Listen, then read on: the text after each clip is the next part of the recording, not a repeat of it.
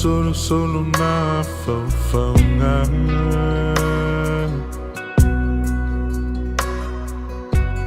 Fe pula fi mai fitu o le lang Angi malu mai le matangi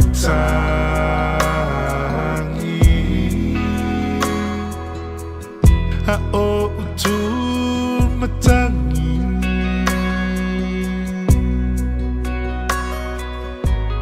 La upenina Ngoto atu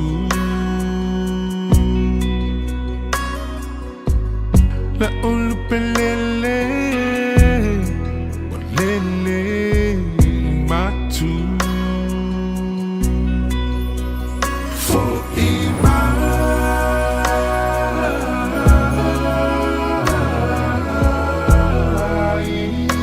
Lo utama pelena For ima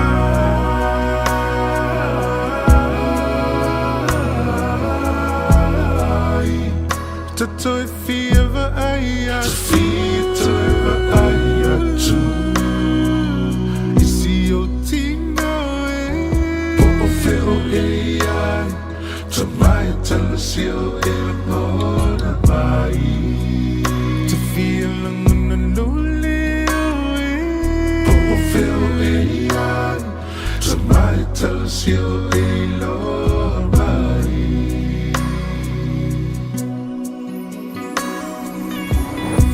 Mana tua long masan Pe a umana tua fiafi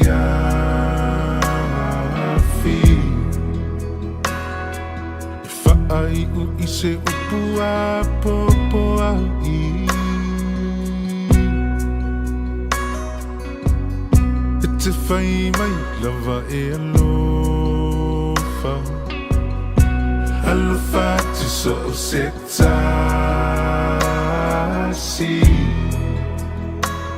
Po ufeo mai aile nei lalolani La ufana peleino La auto fe alufani Yamana tua latina peleino Long mali umatangi For ima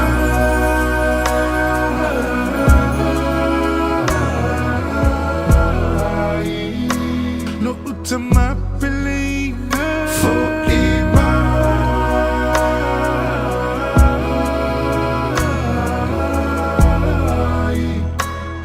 To feel the aya To feel the aya too Isi o tino Po o feo ai Tamaya talasio mona mai To feel ang unaloli Po o feo ai Tamaya talasio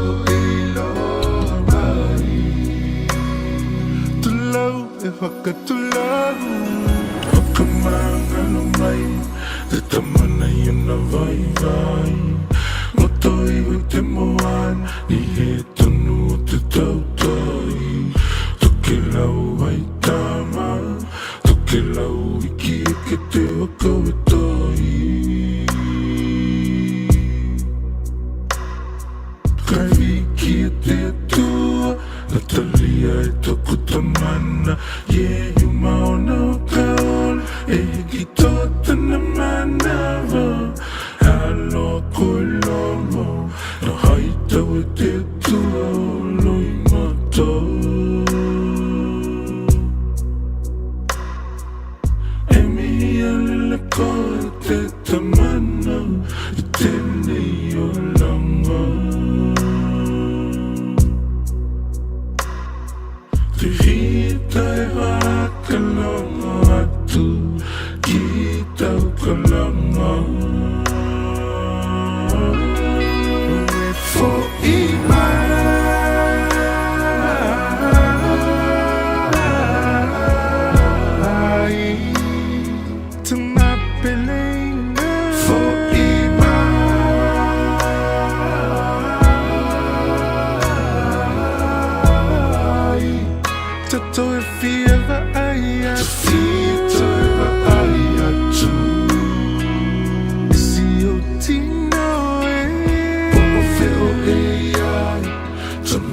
talasio e lola mai Itamisi alone Mana Yema Elian Tamai talasio e lola mai Tuie te takua kakao Langa kita ko te wanao Tui e te takua kakao Kai langa kita ko te wanao E te alo E mai ngatai Wa mawhai o na awina atu o le polo kalame, a le au auli mafafonga mua. O na o le lango malosi a le Galaxy Childcare. Vili mai loa, le o lua tasi, o valutolu, lua fitu, lua iwa fitu, e resitala aila walo. Lua se fulu tolu minutu te anele se fulu maladua ile de ya woli fa manu la so for reile. Ole ha so se fulu malafa ole di masido February lua fe lua lima. Fa talo fa joile di vango la woli la mai mo mala fa anga fo ile tutua fa well ala si fonga to radio samo mai au kilani e ni usila de talo si olo so longa le ya fu fonga ya ma ta pedanga fo le fa ungo le di fa so pa fo yo nai fe ngai oi male fantu ainga tosi le malo le tru lo fe ngai manga wenga tu chema fa no filima ila to ola o wa mo sina koma ile di vango la so ma lo Io, fa fianga swipe lauka, fa via fa acordo. E marque minha pica deadline al kama. E ai le lauka. Io, ole le ai stupid tono lauka. O ngai le lauka. Wala wan sulu tselenga ya te pe re hele to ma tanga mai le down ali la. Si o limbe fo stimulate man to le down to fa se shele to o no fonga mo po se manu. Polgala me la woli ba fonga mo se o le to lai fai le fia fiana. Nei. Ja, fa malawan tu le tempo inga ona pa ia le tua to suina li po vai o la so o se fata fai tu langa malo le talo malo fo ile on sai to mama tida ma tua pa be fo ile malo si le du tap si o le dai anga I uma tu lava le fana wa onga ia onga o le ring fo ia so for right ja ole so veel fo ile lofa ja ole so tu fai mena sukalati ja ma pepe ai tonga loso na isi a inga ya ile to wantu maka kipi fua makau maka sei fua nosa o pa nosa ngai ainga ngang ko oso ko ilumana leila ilo ngo fia le menga sei o ngo kuia I malorima le menga va ko au lima tango yai yo au lima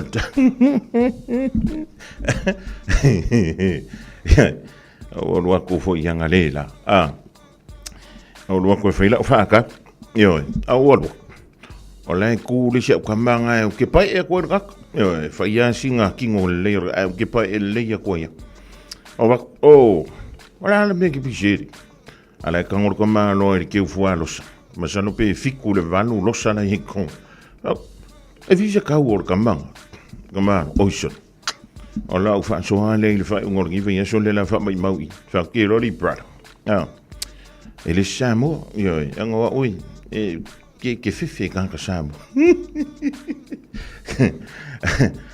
me kala la kam ia o le ka fa kilo eu que kan oi me fa ki ngai lo loko ai kan ora pusu karaki o ko malo o na skonga e ai de fois lo sape el sukaraki e ka usami de fois lo sape ka usami sukaraki e fa longo mai le fokuanga o le ava ko komiki o me nga o fuano sam sukaraki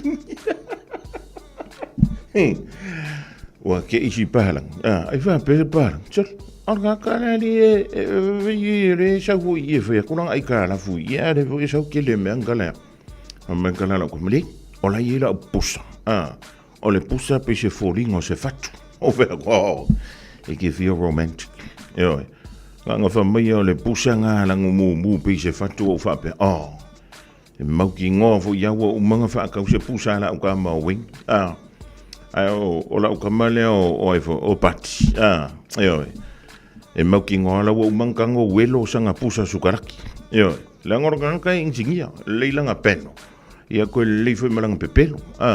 E mau ki ngoana, ka lofa. Lui kai fiusi do makua kau si iranga langa pusa sukala. Ia rongo winga to. Go for mo mafofa. Ia le mela le iso so ia losi.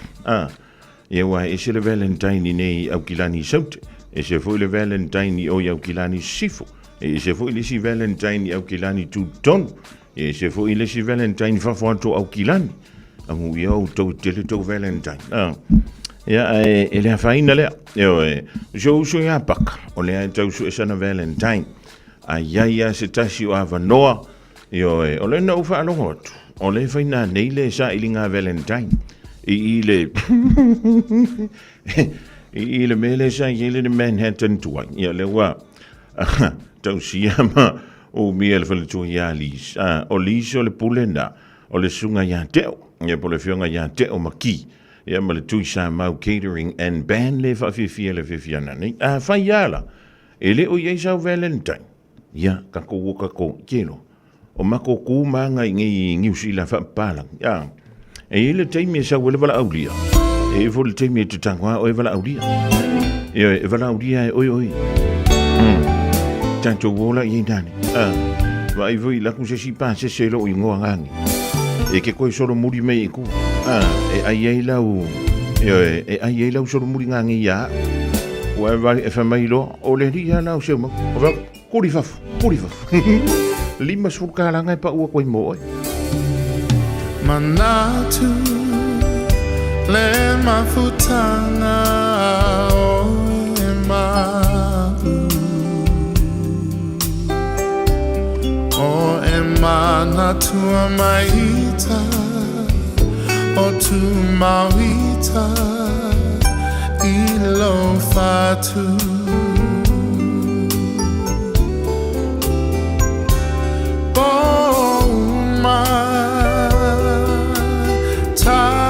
te tala no ai Momo sao se aso tato e fia vai Usue e fuli mai lo tua la upele o tele tu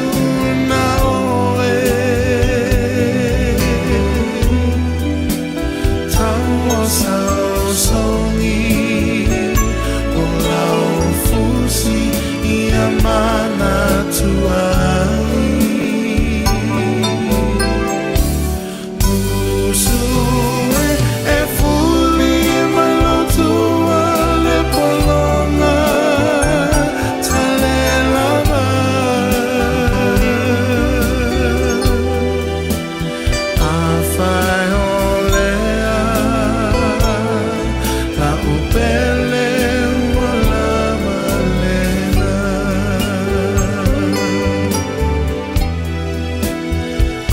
fai olea la upele wala malena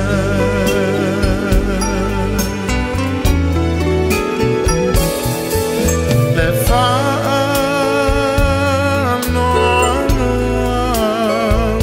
ua foli mai o hiawe lo ufatu hulu fiai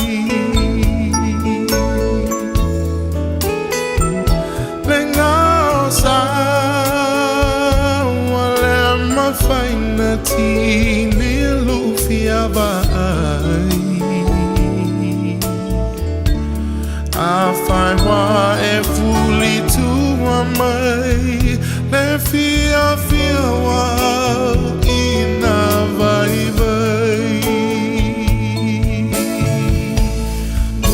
Usue e fuli mai lo tua la opele o tele tu na oe Tau sao songi o la fusi i amana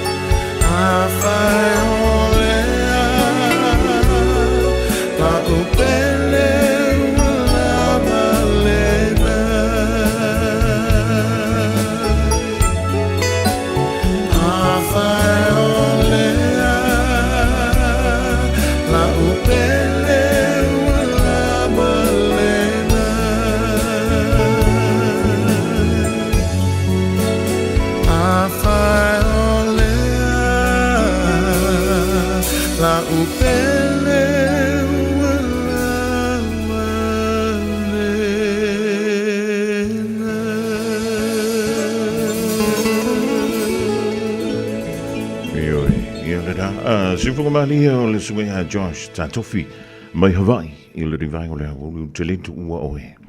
Yo, se i vangana na vo le se tupe lauta. Se i vangana la vo viewers wipe lau card. Ia enga deadline al mena sa wailuma mai mawaili siki o masingi. A fale tupe. Talavatu ya Sarah ya male Valentine. Yo, Panti Augustino. Ja, na jela Valentine. John Leota, ja, FIA Valentine. Kijk zo heel ngomela losse. Ja, kom van je reach, ja, van ngomela zo ja losse. Want ja, moest maar ingaan daar met de ponde van Jalvatu, de ding van Engelesso. Elangan te voor je voor wina tani, helemaal ingaan daar papa toy. Maria le sina te vai is je leeuw zo Maria. Idai sini, ja, van Jalvatu voor je zo ja pasta kau joka skelten. Maar van toen ja stika moti no alava ja ole na foi wa avantu sa nauta fua rosa ile de ja woed ai ook je saula ifaf oide i umanga nga pikila u faka angale na kaya ja en toe passi me se tassi utina samo yo ana passi me ja ma chat me je vai son ja le vou so vi ko singa I kala fu ngi kaya ai melaltina o le vukau o se lo kau fa kai me na para ni dei fai me yo luma o mai kamalo pi vio romantic kamalo yoi e lengo aka ko wo mai ngi usila ka ko fa kai me na uri e o fu fa kai ke fo ye be aka na fo is a noa afford yang ar ku ngale pu ka ya ka fai Fakuro e mala u whaanga ure mari. Ari tina. Ole mere ye le kouku I kupa. O wha apea ngā oko. O oko e pakingo ye le aso laki. A iau tau manatua. O le aso le nei. O sangato Valentino. O Valentino. O le ali I po le tamaloa. E le ska mai kai. O le mea ngā kaun whasao. Yo. E wha mole. E le se aso wha pakingo e famole molia o le me fi so aku e le sia so mori ko pa ka mai kai makinga o le yo mai la sa tina ya fa mai lo talentina so le pia sa o eri se ya le sa I from Marcana Pan. Yeah, that's right. It's a come and go and a come is the money is all gone. Oh, well, Palang. Are you with us, Simon? Yeah, with the whole family. Carlo, I will come to your funeral very, very soon. Carlo, she come. Yo, I ngap la po ye sola. Au come ay koi. O pe yo king o so ya paka. Ye posko inga fo great. Usanga mako la po ava pe. Anga ngale ai stress fa na labe. Kupe ave I mao la lua pesi kiang yu mera wi e kusa aka mai aka ika aloko va ai ku yo maka la kang yu inga le ni roi maka yo ar mena yo tanto le tu pa ti dam tomet e le sia so mo o ko ri me o le so mo le alofa ale wo ko mai fo I fa malo ale so ngi ar mena tong to sinafi o zangato Valentino Ole ali, edi se tamai ta. Kau ka mai na ila no ko fua lo sanga ma ko ia. O sang no mala fa ka. O la kulon ma ko fa. Yo. O la kulon pa lo fo I ma uskait. Fa romantic fo ka man or ka ya po ngarela. O la kuanai, yo, la fa ya me fa awor. O fa awor ma ko fa le fa ka ya po. Or ki fo. Yo. O kase pisi. Ai wa ke lingi mako kupe. I le pisi o le mako fa le whainga ona kirefo. Ia ngomar mo kwa la iau whapenton. A o singa fasi kofe fo. I po singa fasi whalau a fo. Ai e whapea o ngos kama vui le lo ranga alwe whilanga I ka la fueri a ngomi le vai. Ai da I e mon me ko o le Valentine o pakanga wale. Pa ama ko open-minded and mera wai. O la umea nga o mo mai mera nga o ki I ka la fuenga le. O e ko le parang. A kango e loker kau le keu fungana au ne kaunka. O fe ko le, e le mana fa sorry man. I mean, I think it's too much. Ia, o le mea fa ku ia. Nganga enga pa o e fa si fusi o le wallet me. O le foi kau fa la ku ngai o si di vai ko ngora kan. I mean, marka malo. You know what? I'm going to take this one. O beko, sorry. E yei mea ka ifiku ka iwaro. O le pando foi le ku fa kasi. E mea ka ikasi. O va kirari brother. They say, man, you are married to the whole family. Me, I'm a single during the day. I'm like, you know what? I'm going to take your advice. Yes, it's a free one. The one that you were going to. Kind of fine. Rongo inga umangile Valentine ay moy ur garage kai ay fingal vai ngang. Kau ngu wa kron makofa. Ku va pe. Sorry. Give for you. Ai fa pe o ngai Kake, fui lele, au lele kiu. Ele ai se, au singa fasi suka laki fo. Singa afa suka laki. Ia au si ipuki, fui po se haka o se pepa suka laki. Wakulo, ola ufa kaulo. Ole meka ole fuaros. Kasia. Yoe, langa fui e kasia laka ika ia aitu. E ko kele la wari e, kele la ko aitu, fui e, last stand by. Ia mala upuso sukala, sorry. E kilo, uke manga va kungile vivi. O wala kulo kufa na makopi kongu. Yo. Kase pusa sukala. Sia magu. Alai pa ura ka ura mera nga fai mera ufaka. They can come take it all away. Break your heart by the lights of day. Drown your love in a distant place, so lonely. Ships headed for the rocks. See the time knobs and over the clocks. There's a light, shadows on the rocks that saves me. It saves me. That's why I wander and follow la vida son. On the night when it takes me just where I want. That's all I want. La vida son.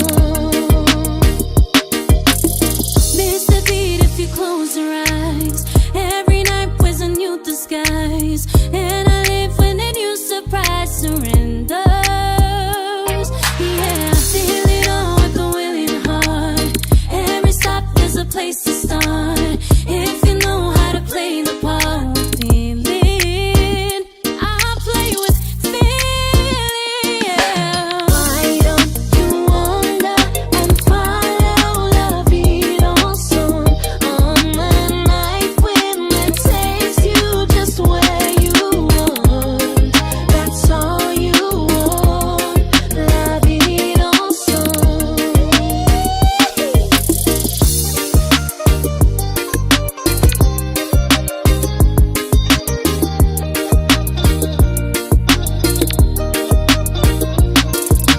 That's why I wander and follow la vida son. On the night when it takes me just where I want. That's all I want. La vida son. Ensemble, y suivons la vida son. Dans la chanson, c'est toujours la vie qui chante. La vie qui chante. La vida son. Ensemble, y suivons la vida son. Dans la chanson, c'est toujours la vie qui chante. La vie qui chante. La vie dansante. A whai alo sa ili se a onga a matsa molo walo. Au aloe te toi popole o le Galaxy Childcare e tele ona la lai au kilani I saute. E toa tele whai a o ngā ngawaa o le a o ina le whānau e ia inga whapitoa pe a le sitala lo walo. Tolus fulu I tū la, free. A vanoa le vēna le a onga mo whemalanga inga le whānau, free. Maua mea ai a le whānau, free e ia inga whapitoa. Mo nisi whamatalanga, whaafsotai le o lua tasi, o valutolu, lua fitu, lua iwa fitu. O fia maua sau ta avale po sau piki apu. Ai tongi ta iwa yaso, lua va yaso, pe ta imasina. O le sleek cars o le a maua ai le fisosoani. O ta pena le au whainganuenga a le sleek cars mo oi malo a inga. Aua e te popole i se mea e tasi. Te tala fitu aso, mai le sifulu i le tai au, angai le afo le ono le afiafi. Tele la lai au kilani i saute, vili mai loa, i le o lua tasi wha, fitu lua selau. Po le o lua o, wha lima, tasi lima tasi. O le agonanga le sabe mawai o loa ananga tae pe o TV, speaker JBL, telefoni Samsung, moenga Sleepwell, City no 4, pusa aisa ma o loa o ngā i leo mukuka. Maua foi o lotu aisa, vai tau mawha maisi. Tutongi i nei New Zealand e piki alo a ingai Samoa. Whapsotai mai le Facebook po le Instagram a le Sapa Pia Samoa, pe emaili mai i le buy@sab.ws. Sab, lau fale o loa numero tasi i Samoa. Beta Drive Doctors i le taulanga whaatau i mangele, whaapea manrua. O le vaenga o so ngase pe amana o mia. E whaatino e fo i matupui pui o le whanau witi, o tupui pui la COVID is full river, mo i lātou is full on tausanga malunga atu. Whaapea matupui pui o le flu. Wala au telefoni, 255-25 mo so wanoe whaatino ai nei au nanga. O fisa whama i mangele i taftafane o le McDonald. Amanrewa e taftafane o le Whaletusi po le Public Library. Beta Drive Doctors Clinics.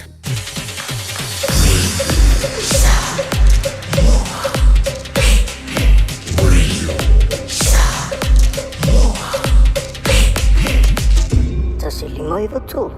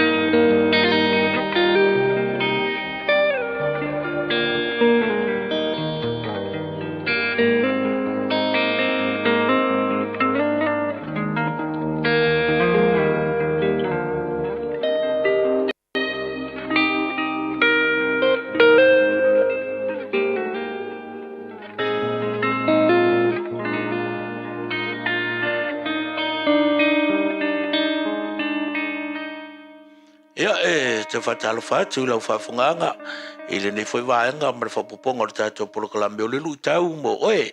Fi whai tau ina ia te oe le mo moi ane mtau pe tolu. A o le whai upo sifunu ma le valu, whapelo na whai tau ina. Lau whana ue, a o nei tātou walo lo whatau o le upu ma le ngutu. A o le amio ma le whamaoni. Dear children, let's not merely say that we love each other, but let us show the truth by our actions. Le rutau mo tātou. O le tāua o ngā luenga lelek. O le tāua o ngā luenga lelek. O le upu le whaperitania o le alofa. Le whaperitania tātou o le love. It isn't just a noun. It's a verb. E le ngā o se nauna. O le nauna o le me whailo na tino. Po le me whailo na tino pe a whaatino. O e le mea ngai ta o le abstract noun.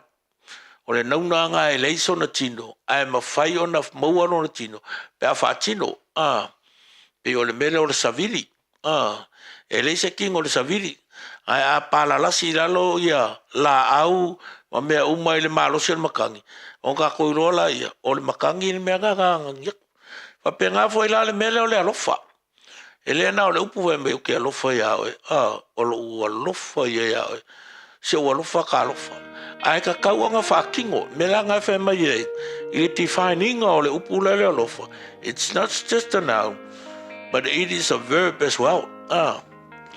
Lea la tau tala le apostolo Ioane, ia tātou uma whai mai ea, tā ua ngā luenga lelei, aua na o le fia e whaalele, fia e whaamatala, sau noa ie, ia whaatino le moni o le upu.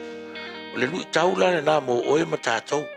E iai le tāu o ngā ruenga lele. E whaafeo na moni e iai le tāu ina ua whaatino. Ia vea mo lui tau ia te oe le nei aso. Ia, o le nei foi tū la. Ia po la ua unanga iso se vaenga e ngalue. E lea nā o le upu mana ngutu. Ai o lea, o le whaatino ina. O le upu o lo tātou tau tala e. Moni o maile atua e lau whaafungaanga. E mese le whenga i pēr matiu te mawhaiwa. O nō le whaafo Jesu. Mene. Ooh.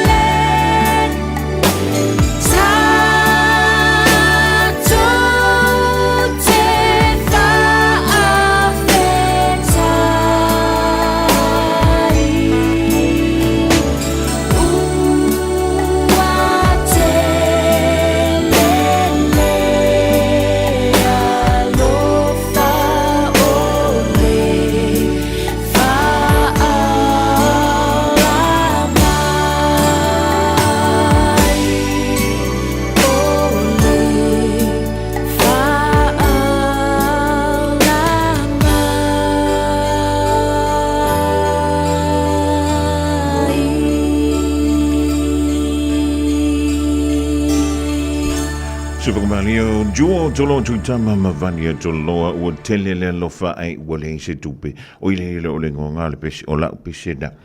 Mole antalangang fa taile sunga ile fi au ya Pastor Rolani Mikaele le taile de ya oli mole upu fola.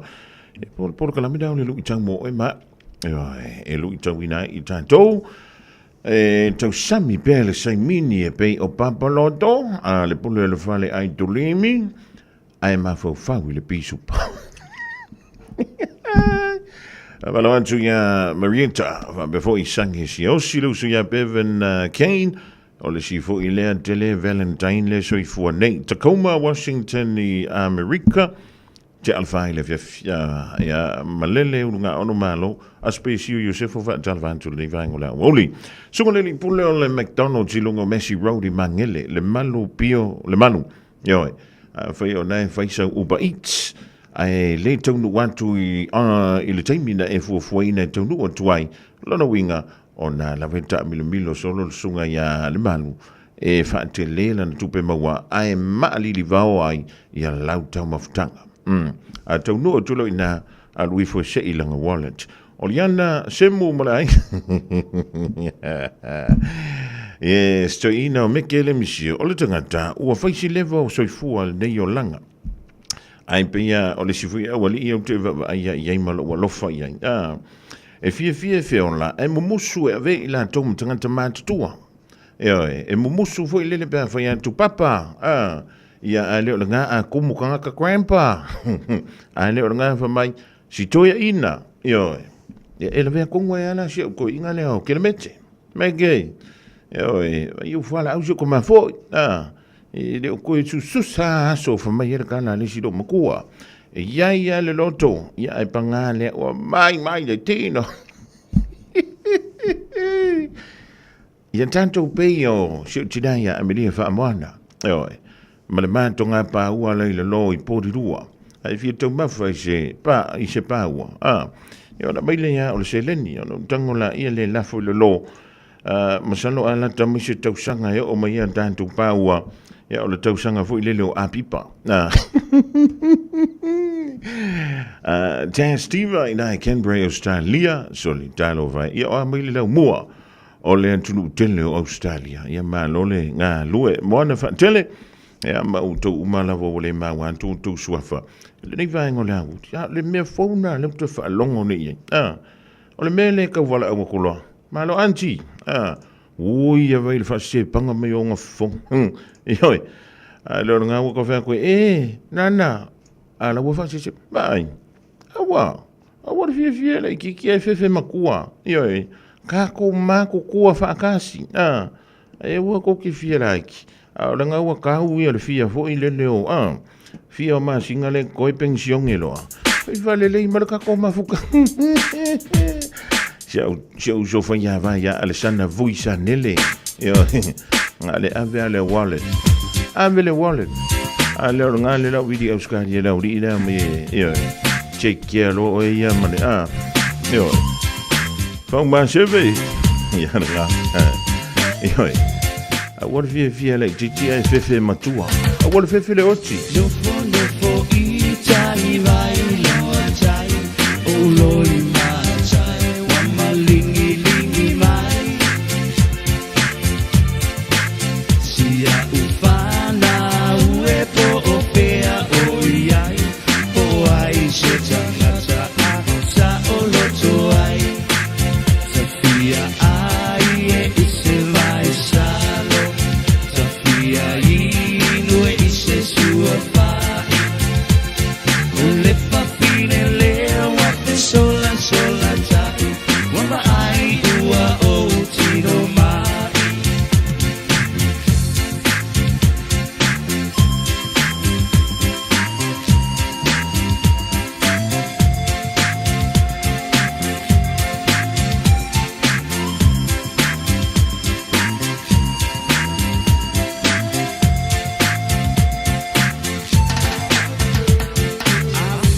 Silingia ita nata wa ma ito ata si fea la baba ai otali pupuni atu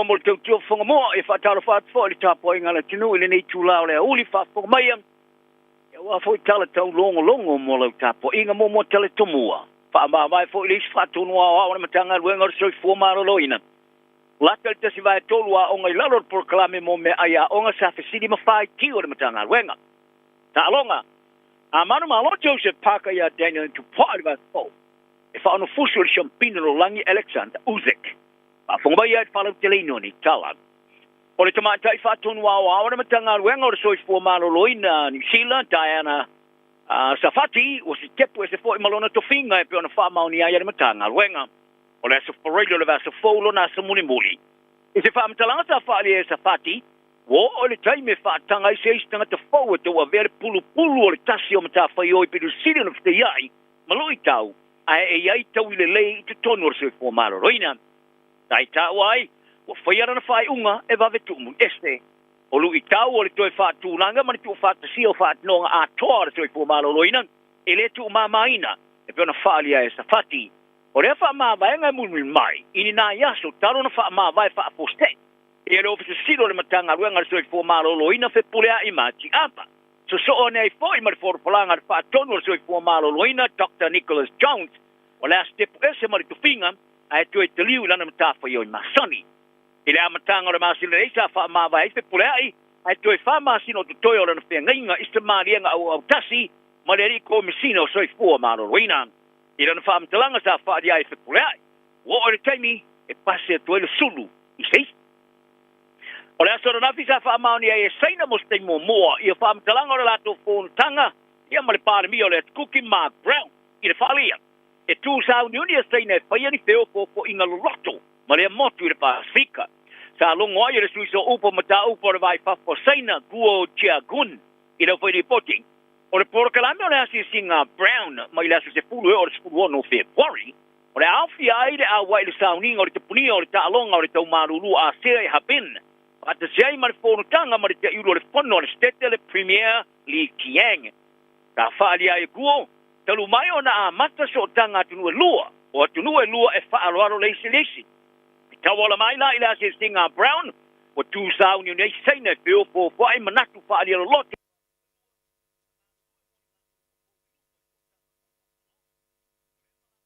saina mo saina se marienga a le fi ai New Zealand ile lelo ngino ila to ili fa mtalanga o se marienga ai o te venere pai pure le tua ngai ma te yulo le party le Cook Island United Party ile malo le cookie Teriki Heather o e faria o popole tanga to le motu e winga il fai unga Mark Brown o le fi ai New Zealand o mai ona fato ai Teriki ia se lafo mo se paloto le fato tuina fasanga ya Brown ai ora ai te ia se savali te ele so foa o se te e tulanga wali le mai wa fi ai so tanga New Zealand ma le cookie o ia ta wai o fa love sa la to fite yai o New Zealand lava mo poina e so soni e later te si vai tolu ia o ngai mau me ai mo fu ma le porkalame le school lunch collective o fe so ta ia tu le matanga luenga wa onga moni fasili ma fai jonga talo hoia le matanga luenga le tori sira e lusa la lima sumaliva talo sanga ma fai jonga sa pato ai atu le lua mai aso mo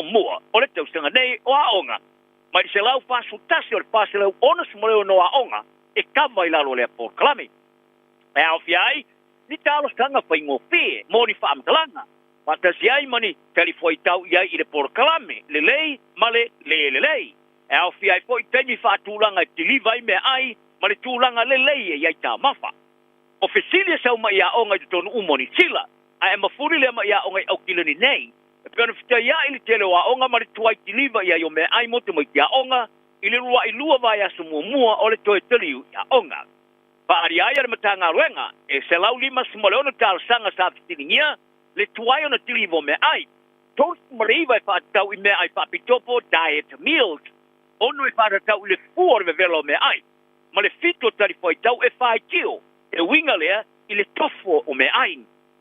Sa ua e matanga ruenga o le lato malienga mo le ofoina o le tautua ma le kampania Compass Group e peona te iar porkalame o me ai a onga. E ia ia taula inga mana losi o whatinonga e ausia ma mana onga whakon kalate. A bitai, e lato tele o whailo ina pe o ausia le kampania nei taula inga tu ma mana onga e ulava ina turi turia i fasili. O le ato sa mai tai fai pule mo le green sa ko rise caraman. E poringa mai sa puina mai masini pueata ma puipuinga mo puipuinga i le taimi sa tua iai lona lima tango vare o loa supermarketi o fa sala na wina solo ne ilunga o walo so ta inga lau tele. Ai betai, o tangata ma kampania sa fia iai ai peva va ia po ile ata. O lato fa alia, no, ele o lato ke le lope va peva na fa sala na wina. Fa alia le food stuff, leo na ina le pack and save Royal Oak sa vitini iai, ele se kula tia caraman ya o ke topa, e tusa ma se olo e fast food tala sa tua ia. Lona fa fau tu tono na ataitai, i tu tono le trolley. O le aurora, le kampani tu ma otu e ona ina ia masini po eta. O lo fa au ngā e whalolo e au pia e ma supermarket e food stuff. O la to whalia, no, e lo e la to fo sa rikina i tua le ata. Ai o le tangata e whaia ana poro kalame po eta i lungo o walo so ta inga lau tele po le blogger, Mark Spring. Ta ia whaadi ai le ata i lungo le nau penga i lalo le whao punga o le mai i le vai tafe o le sami o te manao e maua fuala o pack and save. From the river to the sea, I want my pack and save for free. E peo na olo pala i naile lango caraman, mo tangata Palestina i tua inga, i le limatanga vale. Ta longa, e tue tasi na pusuanga mai le whaalua na umia i loa e upesori aila o di teo i te paka, i le champine lo langi le pangma mafa i whai pelenga. O le whai unga o le vasto a sau e pusuai paka ma Daniel o te poa, mo le champine lo langi le IBF o le umia te poa. Ai o le taimine, o le champine lo langi e pusi au tu e wha o le pangma mafa Alexander Usyk, e tau wau e pusi te se manu malo o paka ma te poa. Ta whaari ai ele atama Ukraine e tosu vatu sanga, ua fua e toe luane na pusu anga e whaia o na tau lo leo ana mea whai pile. O Usyk ele iai lava sana whai ina te tonu le maia. Wa ia whaalia o se tase o ia fusuanga, o le fusuanga le ile vau, se manu malo ile vau paka ma te poa. Ta whato i lalo e Usyk ia Tyson Fury a Peritania le uoma mai le apaka, ma manu malo umai champino e whai a mea o le tusanga mawae, ma ave ai ma se tama mua e ave ma champino a iai, po le undisputed, i le lata e le luas ma le lima tusanga. O le whalau te reino le taua fonga mo se aula ka pili ke maoni ma le Pasifika e loai o le mana Pasifika. Walo ia na folo ina lona whanau nunga e a waile kamara sanga o NRL Australia. E pio na maua se malosi o se langolango ma isui o pista, ia matamata alu momoa. O le so foreile sa alo ia na whato a yesu taua fonga mo sea au le komisa le NRL. Ine iau fia ile kamara sanga o le ruafe ma le rupu pitu, ai po le ruafe ma le rupu valu. Ma polomi si ai le tu whatasia le o whaia o ngā lau loa, i le lorangi e taita ia le au. O le pole nua au kilani Wayne Brown, o mai alava no fo iai lana na ngolango mo sea au. O le sui mo le kiwi a New Zealand mara kapteni mo le tua Samoa Frank Pritchard e taitonu. O le taua fonga le mana Pasifika, o le afesoso ni ai le whaolo leino le taalonga whaava malo. E peo na iei tamata alo sa furi tua ia Australia New Zealand, ai le liwa ta alo mo Tonga mo Samoa. Mai ta wai o se tūleinga tele lea mo tupulanga la iti aro rai, e mo o mia se la sanga e stepu iai. Ma mawhai ona whao ngane mana Pasifika, e atina e ai ala tu taleni, e petai. O le atu o fonga, o le atau wānei maisi au e lua, i le motu saute, mo le fia a wai i le NRL. O a uma e lua le Pasifika, mo le tamarasanga tupulaka pi le Fiti and Drua, Fiti ma le moana Pasifika. O tau whai whirwhiria umanea la au marolosi mo la ta alonga mo le whai unga le vaso. O le whai a onga wha urulu o le Drua, Glenn Jackson, ma le whai a onga le Skalamu o le Mana Pasifika, Pauria Simanu. Wa la tau whai wha ailoina, o la tau tāpene pelanga sa umi toi wheu, initial timing. Ai o a wanoe o ilungo malai mata au le temi tono ta alonga, e wha whirwhia inai a o Sound Uni, mo la tau ta alonga. O le Drua o le atari maro le Brumby Suva le Stonai, ma le Moana Pasifika o le atalo mo le Western Force di Perth i le Pōtaiao. Wa whirwhiri ai ar whaia o ngā whaurulu o le Moana Pasifika whaalongo tana umanga i alana au malosi i le sui o le All Blacks ma le kapiteni pou ari savea. O le ai taita ia maia le au i tua o le Skalamu le ofu numero valu. O savea li tsona o se puru 5 minute sa talo ai le talo whaasamtama noma le Chiefs i le whaingo le vaso mo vai. O tu whatasi ai lusi fo uete tolu le lei. E au fiale tama maa lose ali kale tahi e tonga sione ha vili tali tui, ma le lusi fo wete ale manu Samoa Miracle Whailangi. E to olima e tama fau, ale a maua latu talong mua mo le Moana Pasifika. E au fia ile pou mai manu atu, fe leti sae, ta'u foho. Le huka ia Millennium Masani Rivi, Jackson Garden Pesap, le suya la luka pita to fito sa mori ta alunga rong impeka la milo, ma le wingi mo mua kala pulika le taika Solomon ala i malo.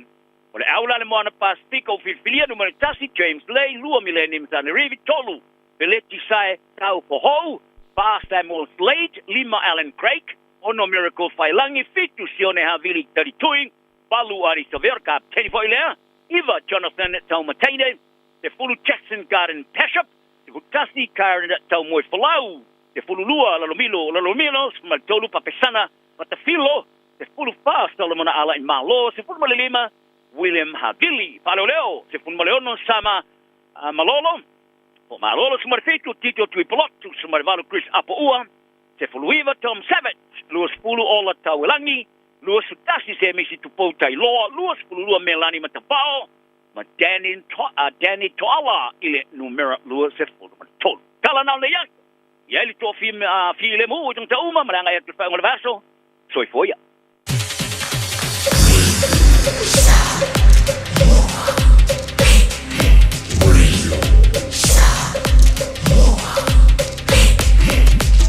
Tasilimoy votu. Amo. Ua mawhai ona awina atu tala o le tau, ona ole langolango mai ale Finance Direct. Bili loa api i le ovalu selau, tolu iwa, ono. Ola venga nei le tātou tala o le tau I langa I anto le poana ni ma le whai unga o le riva yaso me le ofiso le dha ai taumo au kilani. Aulu dei o no yeina I wanga I tolu vava solo ai o na mamawhai ni siu no fuanga. Sabili mai le tu I sa sae, vevela mo le somo au kilani lus fulu lima tikeri, ma alu I le poana ni se fulu ma le fitu tikeri e ngoto le lai le lus fulu milute e te ai le tu lai valu I le poana nei. Ola venga mla so antai au sone le la I le toe fita to iwa milute le tu lai fitu le tai au. Wa mea a woa mai ona yeina I wanga I mantili teimio la woli, sabili mai le tu I sa sae. Ola venga mla so sanga yan tu I sa ninga lotu. Ole fe mai ono yeina I wanga ki lia mai teimio le fiafi, e fe lolo langi mai o savili mai tu I sa sae. Mala so fuol tu fi tu nga wenga ma onga I le vai sfo. Ole a to ulva va solo ai ti munga e ono fe lolo langi mai o savili mai le tu I sa sae ai tu mo pea ia le vela. Talavantu ia inga wo mai masani Samuel venga nei le talo le tau mo o tau. Mai ola sosa vaenga of toi inga o savili ma timunga o lota oto nei lunga o Samoa, mai au mai au ma timunga ia awhi aile turu uinisi o taimi. O fautuanga mo timunga mamafa o lo fa malo si pea mo lau fanua uma o Samoa. Ola venga wala soa to ulu vava solo in timu mai mamafa inisi o vaenga fa pea wila ma fain tili e fa tau tau. Ia e ono ye fu savili inisi o taimi. Ola venga wala soa tau le antimunga mai mamafa inisi o taimi. Ole a sosa ole anto ulva vasalo ai ia nai timu. Malanga yentu leile songa fua ole davi sfo. Ole anto ulva vasalo ai timu fa solo ina taape. Olono winga e folinga mai. Ole a fa iunga ole vai aso timu. Olo ofenga hemo lo tanto. Turo mana yu tanto ainga I Samoa. Wa ai lava se si yu tanto. Ine ite iwa mau tile timu.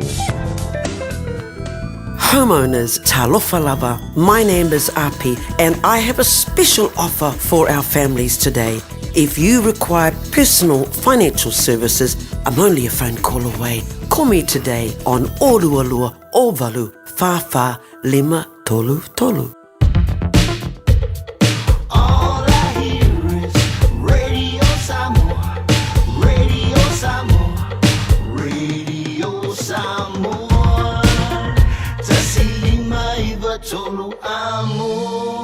Radio Samoa, Kasilima i Vakolu Amo.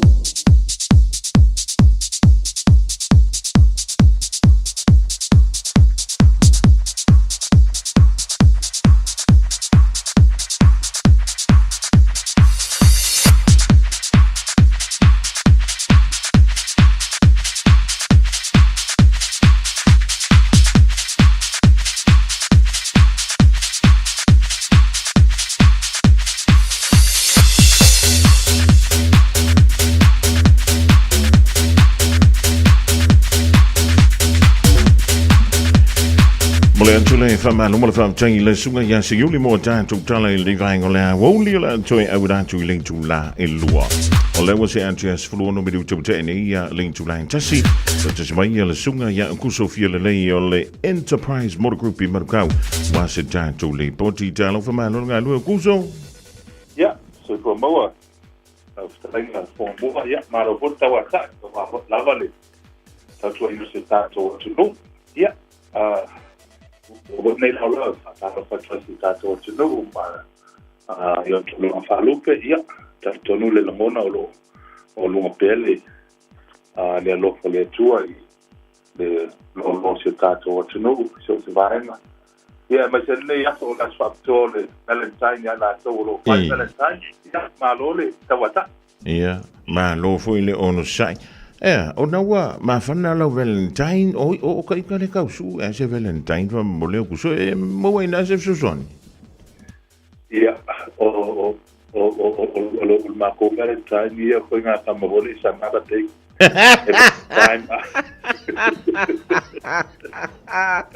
Ele va pe ala ta o Valentine ke ele wa ile bu ni ya matula ngole. Ia le ya pa ko ma ya sa so uma ya ta so ia tu la ma pe o foi ila e kali pe o kali e panka foi de ya le ya o mai so vira ngalo si uma ko va uma ka kala ya Valentine ya de ya o le pa kai mal ma to wa no ya o tu la ma sa ni la ba lo ya ta to o na ya o ba ya la vale le tula ko le to le po le maru se ta to no lo fai fo io na su mai ma tara mai au tula ngol ya ta usa ideas o sa le masina e se le mane fo le respond ta ngata le masina fo le ngata i ta vale so sto ngata vale ya pe o le sia pa tu o tula fo io my cash back it so swani ta pena fo io o fa mo na ya inga ia lo vai ala le to telefone o tato customer lo fai ona su matala mai au il tato lo toa ia o mango se tu ai ngata vale ia o ia tato piki apu ro ia o Colorado ia lo fo ia tato Triton o Rangers ia o Navaras ia so se tu ai ngala lo fai ona i tulanga fo o tato tabale la i lo tele tato hatchback i so se tuainga ia le fai ona fai e lau filinga ia o tato tabale umalo fa o pe tato promotion masani le o le cash bonus so le minimum ma o tabale umalo mo le tala ia o lo ia ina tabale fa pto lo mo le tai lua te tato lua ia tulanga le fai fa pa umai pa malama ia pe ma fai fo ona fa nga e fai lau cashback ia o tulanga na lo fa wa pe ono lo wa ia pe ia tulanga fo le lo na mi fo ia ni so tato wa no ia e se le ni ne fo vai tau ia o tulanga i le tato trade in ia lo fai la ona o la ta vale fo le ia su mai ma au mai la trade in ia e tanga ai fo ia pe ia fo ia e ki lo mato so ala di pule ia ma fai fusi ta pule le ia e tu sai male market value la ta vale ia ma fai le la ki tinga so langa ta to la to fo ia le fai ona mo se ava no su mai ai ta to lo to ai tu langa o tute ia ma la Singapore ia me se la to lo fa foto au plani ia lo ia ta to website na o le enterprisecars.co.nz ia e mawhai ona sua i wanta to website ia o lo tofu lawa ta vale ma le link al finance pe pe o lo na business finance ia e mawhai ona fui ona whai mo fi e tūlanga na o mai nai lo le tau su mau mai i tūlanga pa pe ia mai ai me se nei vai tau ia pe o te lea o le o lo whaunga mai online tūlanga po lea i tātou e mana o ia tato lai sene ia pauana no na ia pe fa pe la ia internet banking ia na paela ia ona fai e tulanga le finance ia ia pauna o tulanga fo le o tato we trace ia na fai ona e su mai ia ma tātou ke loa I lima fitu tolu Quay South Road I nei Manukau, lima fitu tolu Quay South Road nei Manukau, ia po le so tai mai fo I le tātou numera o le Overselau, ono tasiono, Fatasivali, Overselau, ono tasiono, Fatasivali, ia whaiona mo mai le sunga Jerry Coon, le sunga le Pule, ia o te mapo I tau o papo, ia o lo nei futangata au kusofia lelei, ia ta whapeo o tau sa ili se tā nei fo I vai tau, ia o le whapeo I lau sunga fo mbua manu a vanipua, ia manu ia fo I fuafuanga nei ato, ia mai se ato le whasau atu le Valentine, ia e o loa se tātua tunu, ia manu ia fo I whasau atu I tūlanga le weekend, ia mai se fo I nei vai ato, tātou toi se tāpai fo I se ato mbua, le lofa mwea maleo le tua. Ja, van bidai o whai o le sunga ia au kusofia le lei o le tautomana o nangana ala Enterprise Motor Group I marakau sa ili nei so sai le divaing o leso. Lau se antia lus fulu lo miru tautai ni a le tulai lua le tautua le Radio Samo Tasi Lima Iwa tolu a mo mai au ki lani so today. Malo le valo sai malo le tawa dai. Tasi Lima Iwa tolu a mo Radio Samoa.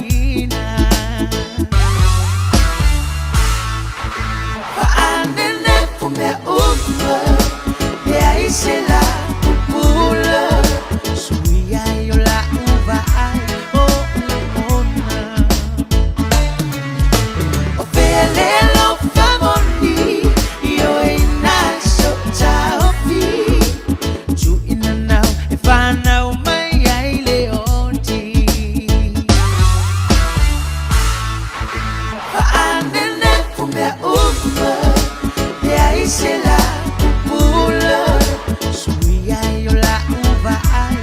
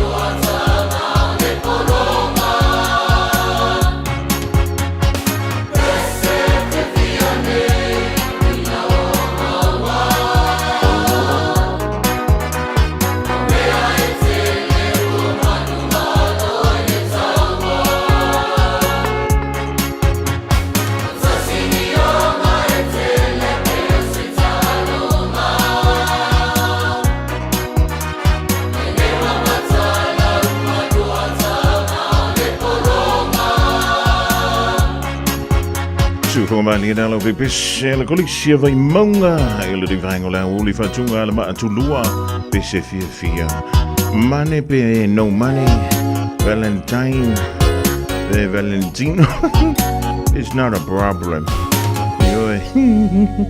A whai alo sa ili se a onga a mata molo walo. Au aloe te toi popole o le Galaxy Childcare e tele o na la lai au kilani I saute. E toa tele whai a o ngā ngawaa o le a o ina le whānau e ia inga whapitoa pe a le sitala lo walo. Tolus fulu I tū la, free. A vanoa le vēna le a onga mo whemalanga inga le whānau, free. Maua mea aia le whānau, free. E ia inga whapitoa. Mo nisi whamatalanga, whaafsotai le o lua tasi, o valutolu, lua fitu, lua iwa fitu.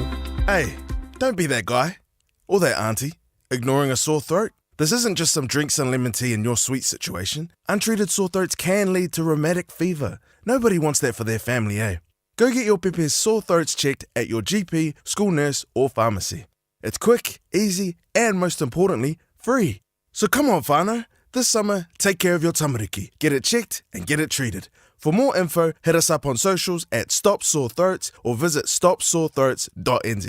24 hours a day, 7 days a week, Radio Samoa streaming live on www.radiosamoa.co.nz. Bread of life sent down from glory. Many things you were on earth, a holy king, a carpenter, but you are the living word. Say it now. Come on.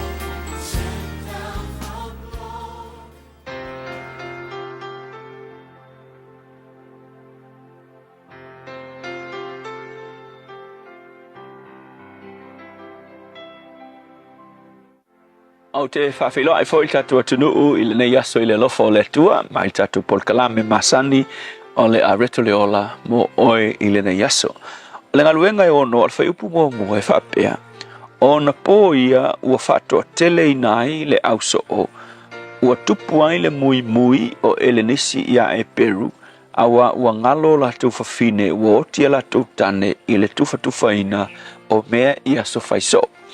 O le upu mo I le aso le nei whapea, whaalongo le lei I whaitionga.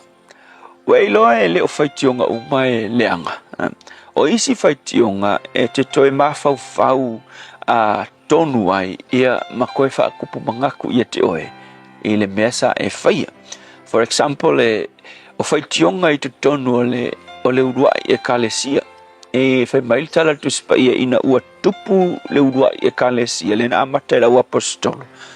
Ia ua tupu tele le kalesia o ngā whaile o isa ngata wofo mea e fo ai ona uto tele tangata tufa al mela ua kupu ua le leile kufanga o mea ona whai mai ua mui ai lisi kurupu o tangata tungupu tangata fo ia elenisi tangata eleni ua mui ila to whai mai e whapiko yo mea au e pelulele kufanga o lako e le ngalo ia ngalo ia ngā kufa maingi mea ngai kako whawhinge I woki a lato tani. Wai mai ua mui ai lato ma whai tio I lato. Ai kei loa la whai kionga nga ele ungi whai kionga leanga.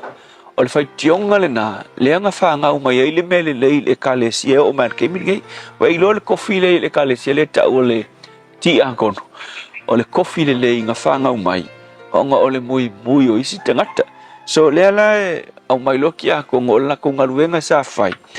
Ole kufanga o me foi o loa ma me o whaamanuyanga I te tonu o le ekalesia. So ia te au foi la, o mele o leo kia o ingai foi, wai ke le foi kei miku whaalong, e ika ngaka I le ekalesia, e mui, whai kio.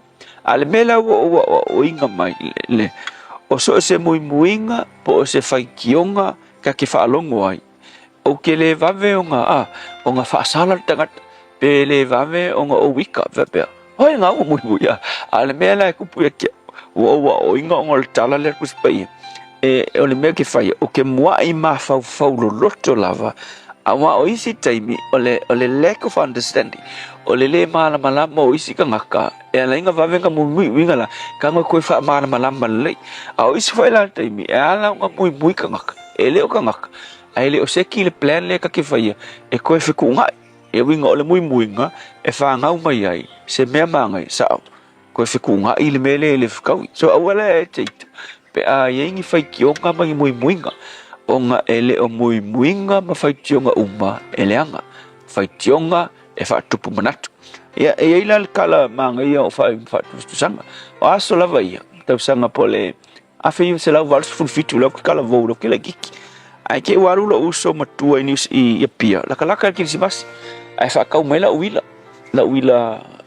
me alo fa simas kam vi diva kele foi de kele i mau mo se wila ya mai lo ku penga mai lo tamasa ini sila ya lo fa kau mela wila ai sau fo ele si o kasen u fa kau me fe melanga wila pe le ma wila yo se kilisi mas fia tele ya ma o ma fe wa i ma wila kelo makele lo wa le fko ma fai wila elengi wila kama ma wila o wila kenge o kele lo mo nga so e se le wila kama e se le wila kenge ele lo fe lo uso ngal fa ka yo ma wala le ma ke mi mika so ma video ngai o le speaker ma ko video ngai falasi alu falasi sa ngai ngofari pas fa ali lingo ma wila fo la popo ngai ale melanga o mai taua so se kai mia make video ma wila ya le make mimi ko fia ma wila ka ke fa longo ka makila ko fa la wala mai malo peu le pe o ma o ka ma fe mai malo pe o ka mai va la mai ma o le malo usole malo ka se le ma fa pe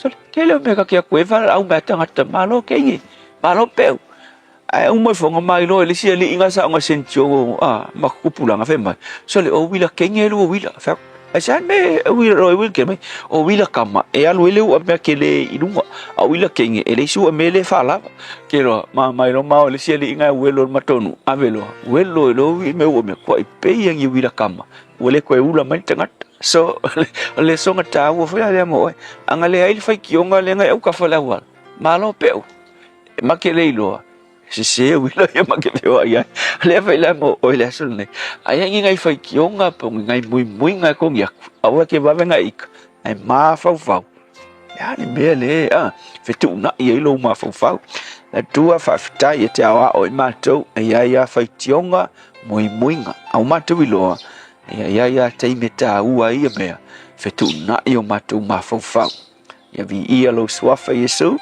amen.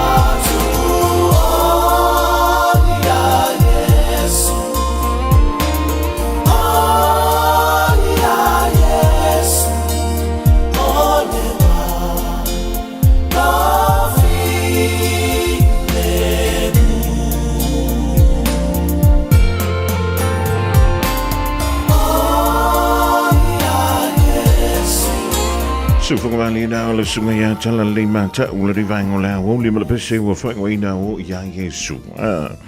E mawai le file mu mai puapuanga ma fi tama ai tala fuole ne yo langa. Ya matanga te fa tinga lu matanga te fa mai mau taimi ia o le taimi e le ma fi ona toi mau mai pe a ua pasi le taimi. E anu wantu lo le nan taimi e le toi mau mai. Ia pila le taimi le ring, le fa pe ni tai au. Ia wo ise fu ka ko me ka ki karango ia. Pe a tanto wo lia le lo na lo famalo na le a fa yo ita ni le fi. Ia ua paula. Al tentu le sunga le fi au ia pasta la fa le kopa.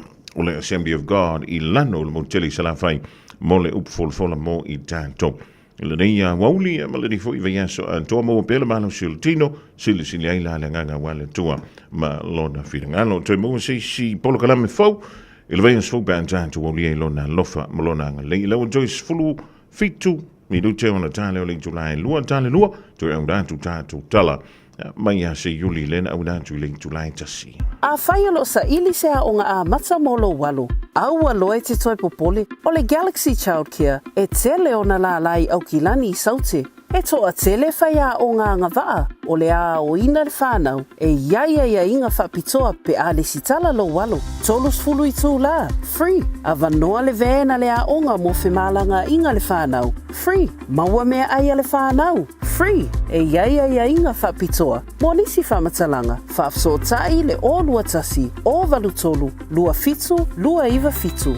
O le Casa Beds and Appliances, o le tali o manaonga, I o loe whaatotonga ilo mauta, ini tau le lei, toi anangata, le mawai moenga ngā o si tutono ni usila, wha apese tino fōa le potumalo lo, lau ai manofoa, TV, la au pese, usa aisa, masini tā lava, telefoni fe aveai, maisi. A fiu ane loa I le whawhituwha Great North Road o tau, po le tolo fituiva Great North Road I Henderson, le Casa Beds and Appliances, telefoni o valu selau, lua, 555. Ovalu selau, lua, 555.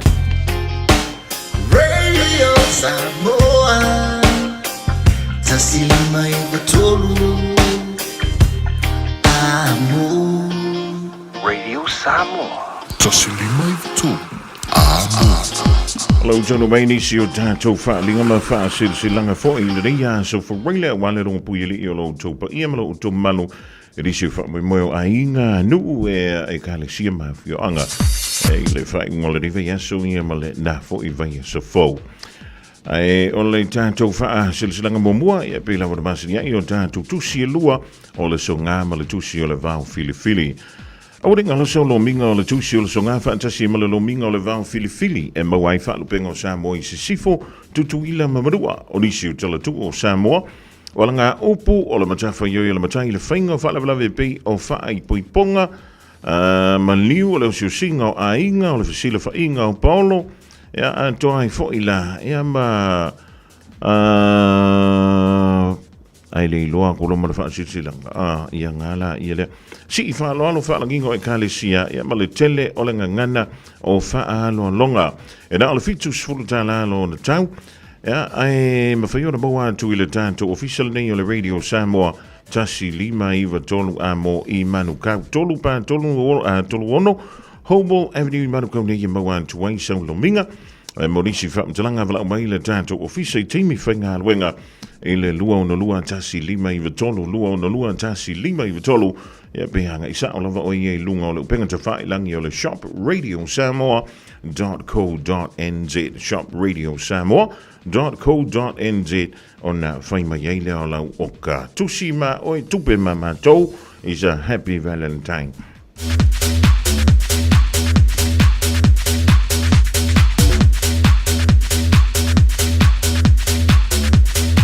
O le isi a tātou whaasilsilanga mo le suafa Merida I leone sai sale la valu I savai. Tulauna ia upa ia sautua whawhafa Samoa o upa ia le popo ma upa le solo o upa ia mai le vavau e o I le whaavavau no lua antuia whaatini o tausala.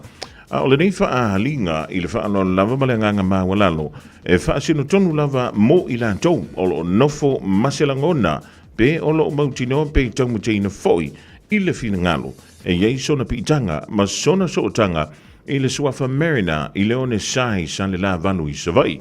O lo iei wha maunga mai Peretania i le sotanga i lea suafa o le awhaia i se tātou maftanga i le asto nai a so se fululu a so lus fululu Februari. O lo wingo le asto nai i le vai aso a sau i le falesa ma mona i le whawhaono Great South Road i Papa Toi Toi. A fio mei sa ili lau ngafa malo wha sirmanga talo si e tātou whelo i ai le lofo le tua wha malamole manatua mai sau light plate mo le tātou wi puti. Morisi wha matalanga wha malamole fsota i mai ale tātou numera leo le olua tasi lua tasi tolu lima valu ono wha. Olua tasi lua tasi tolu lima valu ono wha. Ma le wha alualo te le lava wha aptai sei ni e Tuyoti muli ang tele Merida.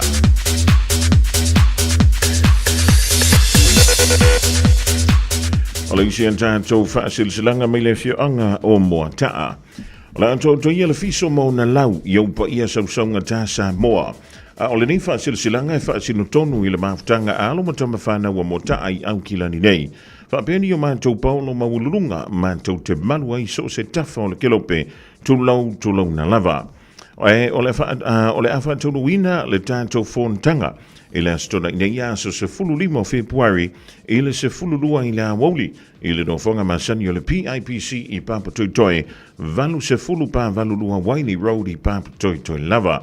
E vala au whaalo alo toi fo ia i lanto uma sa ta a alo i le rei kalapula kapia mo taa, i sa moa ma au kilani nei, o lo alalama papa au i au kilani, e da ia tātou a wai le rei fo no tangata ua, a wale wha moe moe o le tātou ka lapura ka pi Samoa e tā watele lo awe mai e wha ali so fina ngalo. Tala soifua i le alo whamalanga li o le tua o le a tai atu i eilo tau soifua i le aso ma manatua mai i sau leisi tala. Morisi wha mtalanga wha so tai a tātou numera o le olua tasi lua o na tolu tasi fitu valu tasi lima fitu. Olua tasi lua o na tolu tasi fitu valu tasi lima fitu. O le olua fitu, tolu tasi fitu valu, tasi lima fitu. Olua fitu, tolu tasi fitu valu, tasi lima fitu. Whaapte tele, o lo seinia e le laulau o le maafutanga ale whioanga o moa taai au kilani nei.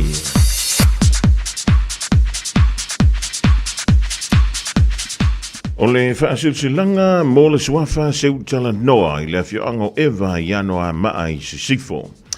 E taipe ia le mamalu Samoa, i aupa ia le popo mau mamalu sa wo. A wae whaingata aupa ia e le avea mau mamalu le to e sea. E pei o iai se whamatalanga pe le ai, e tu mau lava aupa ia mai le vavau e o i le whaavavau. E whaapito au ngafa, se whamatalanga i suli uma o le suafa seutala noa o le awhio anga o ewa, i anoa mai se sifo. O loo papa au malala i nei New Zealand. E te talo atu malanganga maua lalo i suri uma o le suafa seutala noa. O le awhio ango ewa i totonu o New Zealand. O le awhaia se tātou talanoanga. I le asto na i nei o lono wingo le aso ante awa so se fulu lima o Februari. I le tulai lua i le awauli i le tuatusi o le Valu Cartmel Avenue i Messi au kilani se sifo. O le mata upu e fia talanoina o le sa ilia leo se tasi e tau si o tātou ainga i Samoa. Mo le sila fia, ua lewa o na tuua le ainga e le tofa, ia seu talanoa a whantia, ua whai ilangi le tuli ngasia. O lea fo i ele o maua se whaamatalanga i le tofa, ia seu talanoa si tue. Mai o le a le avelo le awai mai, e su iai se whai unga, o le a tasi iai lo tātou ainga, o na ua vai seu ngau tu ua lo tātou ainga, e le aise leo i upo whai o siu tātou a whioanga o ewa, ai maise le tāpua inga i kālesia o siu tātou nu, whapea fo i siu tātou i tūma lo. Morisi whaamtalanga, whaapso te mai le numera lea, o le o lua tasi o, valu fitu tolu fitu, lima valu o. O lua tasi o, valu fitu tolu fitu, lima valu o. Whaamtai lo se nia le tātou whaasilsilanga le na, whaulafo Samuelu Samasoni, Pepe Samuelu Kowe Faulafo, ma Olive Samuelu sa Seutalanoa.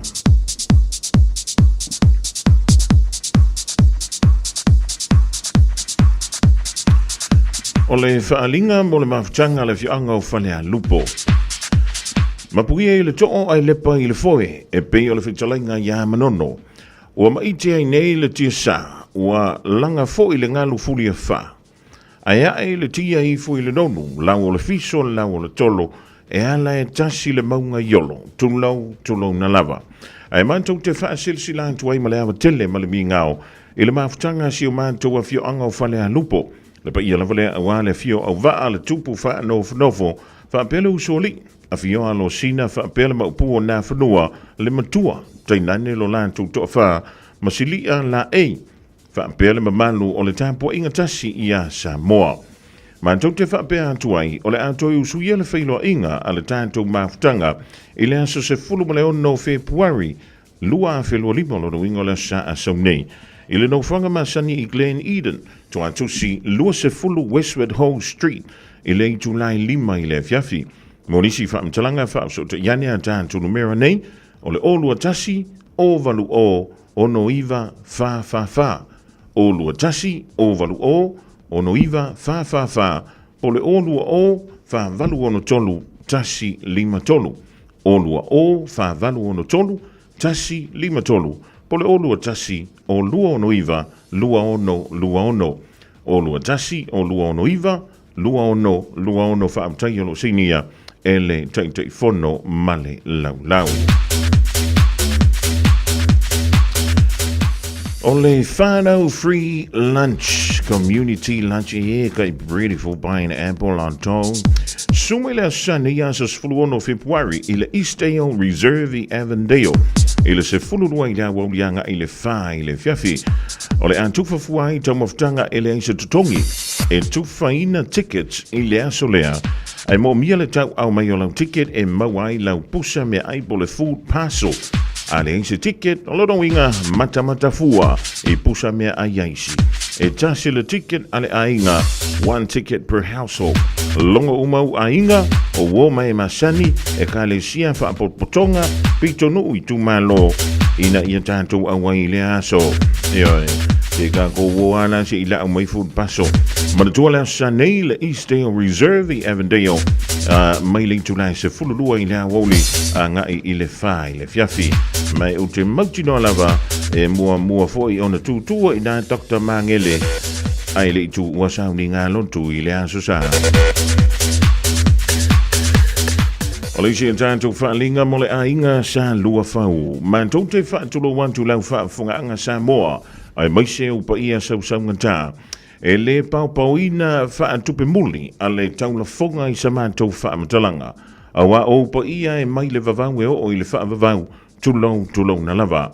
Ai whaamatuantu i suli, o alo mawhanau, ai meise paulo mangafa, e manu aisi o mātou ainga sa lua whau, i le pitonu o tā fito i mānyangi. La tātou mautanga e whai li tulai lua se iau li tulai whai le fiafi, o le asto nai. Aso mua o le masir fo le masino mati, i le mauto le tai fono, i le se fulu whape salo place on tara. Whamole mani tua mai lau la fonga e whai ai lo loto mali e polo whina kalmali, ma sau plate ma, a wasa tātou i puti i le nā fiafi. Anga leila tua tai yantu yelo tau soi fua malaman wola i lona lofa. Tangelo sinia. Ele te fono male lau a fono. Morisi whamatalanga, whaamsotai le numero le olua tasi o valu o no tasi fitu valu. Olua tasi o valu o no tasi fitu valu whaafitai.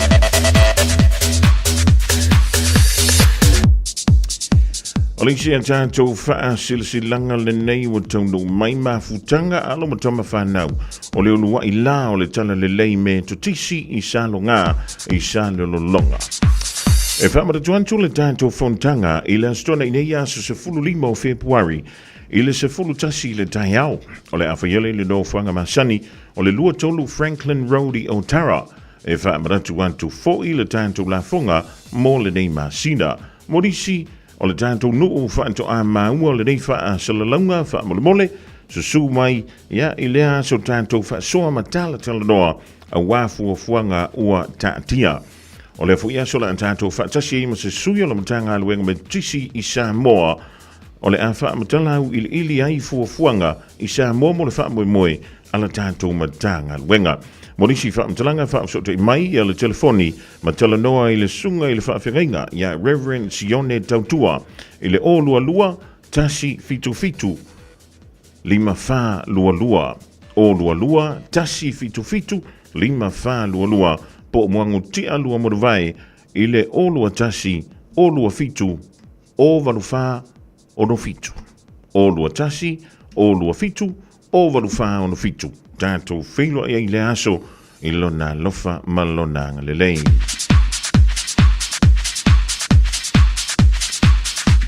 Male tātou tala muli muli o i whaasilsilanga muli muli ea o le malanga whaianga e ulawa ina inu fuala au o le whaasilsilanga mo le tamala sangkirikiti ia le tawila lua afe lua lima e whaasilsilantu mo au kirikiti uma o loo au i le tamala sanga tawila lua afe lua lima o le afa tonu ina peala tātou tamala sanga i le vai sonei a so to na ia so se fulu lima o Februari i le afo le fitu le tai au e pe ona masri ai taluai ona onisi o au o lo vala au mai pea ma fesili mai pea pe o le tātou tamala sanga le vai sonei o le tali o le ioe yes why not a faila ai le au waila ai le au wai antula au kirikiti le sto na ia tai au o lo no winga o le amalo fu ai le si au i lau au kirikiti tautu nā le tātou teimi o le afo le fitu le tai au e aso so antuai o le afo le fitu le whainga lotu e momoli ei ia le tātou whaafutai i le ana le malosi le au le a misi ei lau tā ia pe ngau i ei olo ia pe ma pewa i fo ilo vai le aso antai au e so antuai ma le tātou ta longa momua i le tu lai van morisi whaamtalanga whaamsotai li lia Nancy Palelei i le olua tasi olua tolu o iwa whawhai o iwa tasi whawhaiva o lua tasi o lua tolu o iwa tasi whawhaiva po o vui pe telo stars i le o lua fitu tolu valu tolu ono whalua o lua fitu tolu valu tolu ono whalua tai olo seinia e le fionga ia sola sauta fianga o le te fono le Auckland Pacific Kilikiti Association. Ai lango sua iai ia le sunga ia Wayne Laus ia po le fionga ia Mulipola. O le sida tātou whaasilsilanga le untaundu mai le official Radio Samoa le di fo i taimi o le awoli au fionga i le anturu umanga wenga tiuti ma whaivalo filima wha amalu malu mai winga o le ta. Ia e a whai o nei tutonu lavo le masini tāna vlava ia lau a fo i le ngō le mea lau tanga mea le ua lewa na umana vili mai ana po o lono winga o le na ua toi mafu tālo whai i louto mai ma lou anta mai.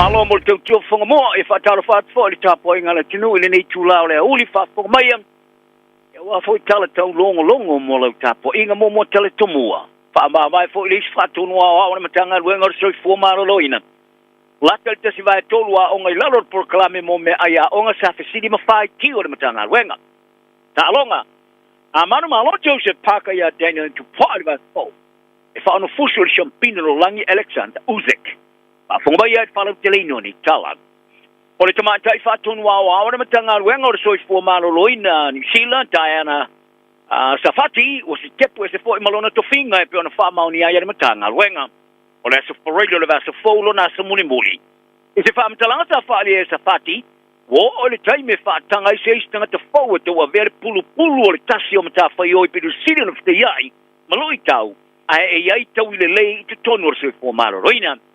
Tai ta wai, o whai ara na whai unga e wawe tumu este. O lu I tau o le toi whaatūlanga, mani tu whaatasi o whaatnonga a toa o se fo maro roina, e le tu mamaina, e peona whaalia e safati. O rea wha mawai ngai mulmi mai, ini nā yaso, taro na wha mawai wha aposte. E le ofisa siro le matanga ruenga le soi fo malolo ina fe pulea I mati apa. So o nei fo I mari forpolanga le wha tonu le soi fo malolo ina, Dr. Nicholas Jones, o le astepu ese mari tufinga, a e tue te liu lana matafa I masoni. I le amatanga le masina reisa wha mawai fe pulea I, a e tue wha masino tu toyo lana whea ngainga, ista marienga au tasi, ma le riko misino soi fo malolo ina. I lana wha amatalanga sa wha di ai fe pulea I. Wo o le taimi, e pase a tue le sulu, I seisi. O le aso na fisa wha maoni e saina mo stei mo moa I wha amatalanga o le lato whonutanga ia ma le pāremi o le Cookie Mark Brown I le whalia. E tū sau niuni e saina e whaia ni wheo po inga loloto ma le motu I le Pasifika. Sa longo ai le suiso upo mata upo le vai whafo saina guo chia gun I le whaini poting. O le porokalame o le asi singa Brown ma I le aso se pulu e o le spulu ono February. O le awhi ai le awa I le sauninga o le tapunia o le taalonga o le taumarulu a sea e habin. Ata sei mari whonutanga mari te iuro le whono le stete le Premier Li Qiang. Ka whaali ai guo, talu mai o na a mata so tanga atunu e lua, o atunu e lua e whaaloaro leisi leisi. Tawala mai la ila se singa Brown, o tu sau ni nei seina feo po whae manatu whaali alo lote.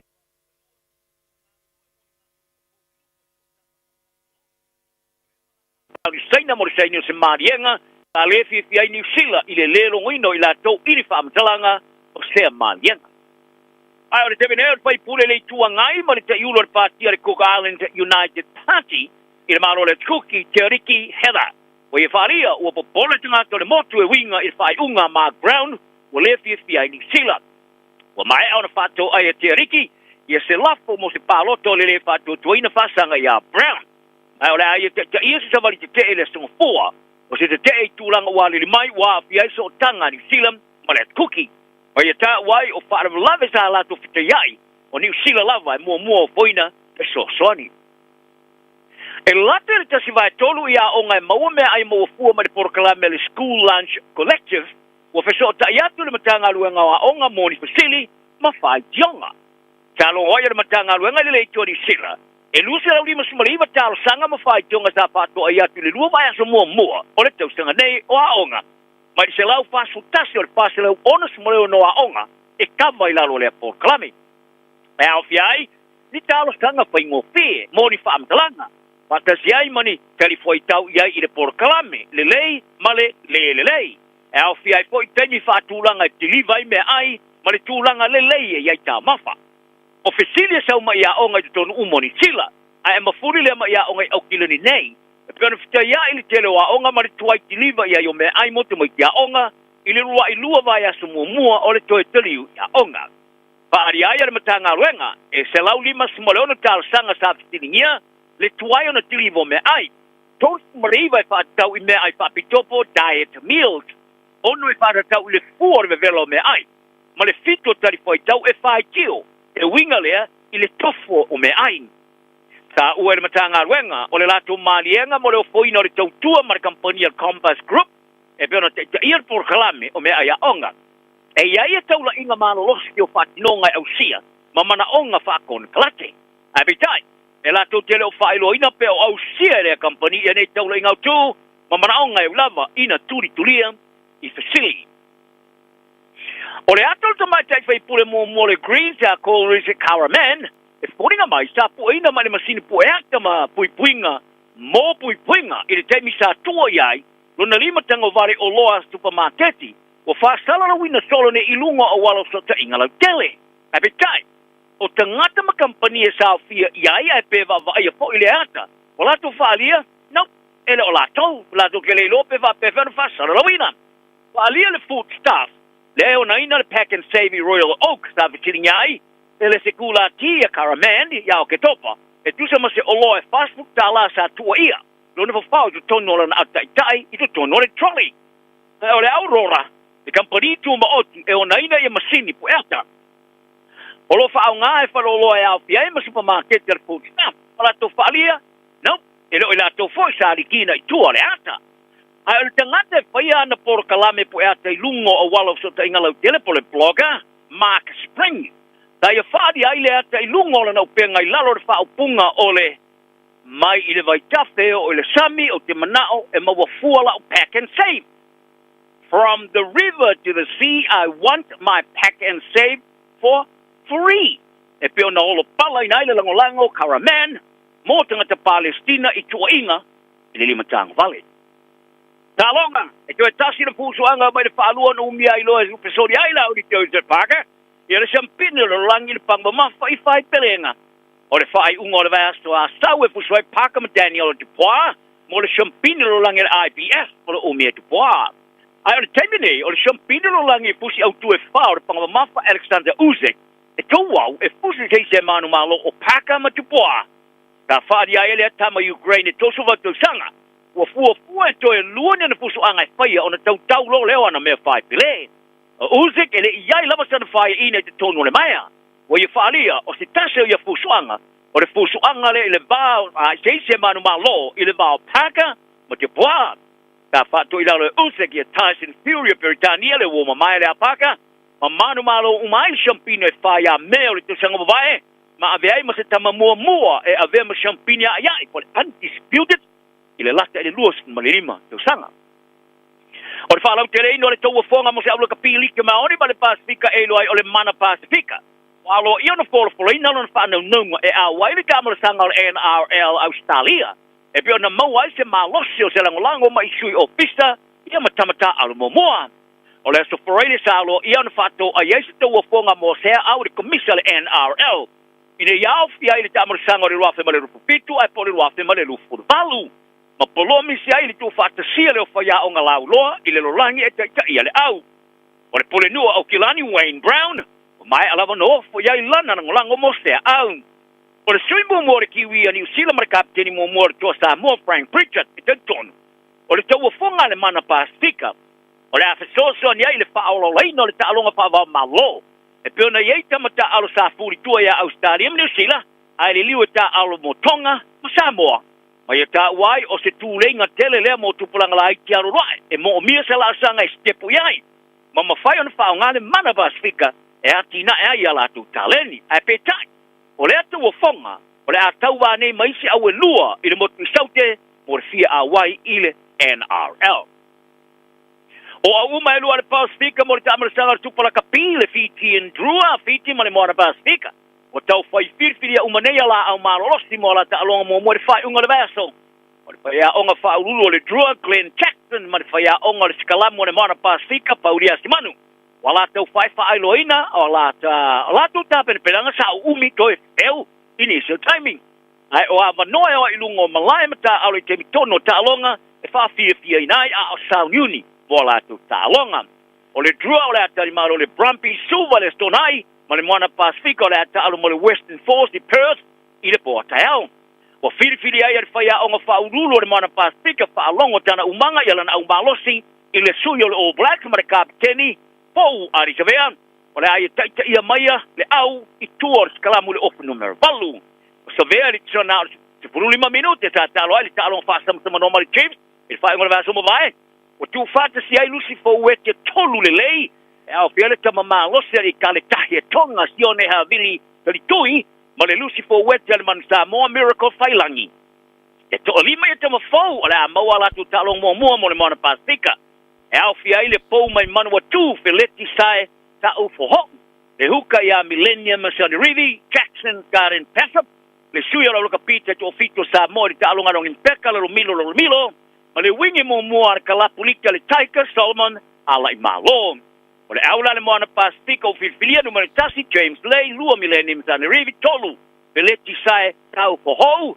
Pa Samuel Slade, 5 Alan Craig. Ono Miracle Failangi, fitu sione havili taritui, balu ari saverka, teni fo ilea, Iva Jonathan tau mataine, te fulu Jackson Garden Peshop, te futasi Karen tau moe falau, te fulu lua lalomilo, smaltolu papesana, matafilo, te fulu fa Solomon ala in malo, se fulu malilima, William Havili Paloleo se fun maleono sama malolo o malolo smarfetu tito tui plot tu smarvalo Chris Apoua se fuluiva Tom Savage luas fulu ola tawelangi luas sutasi se misi tu poutai loa luas fulu lua melani matapao ma Danny Toala ile numera luas se fulu matol kala na le yak ya ili to fi le mu jong tauma maranga ya tu fa ngol vaso soi foia Radio Samoa. تسليمة إيفاسون Amo.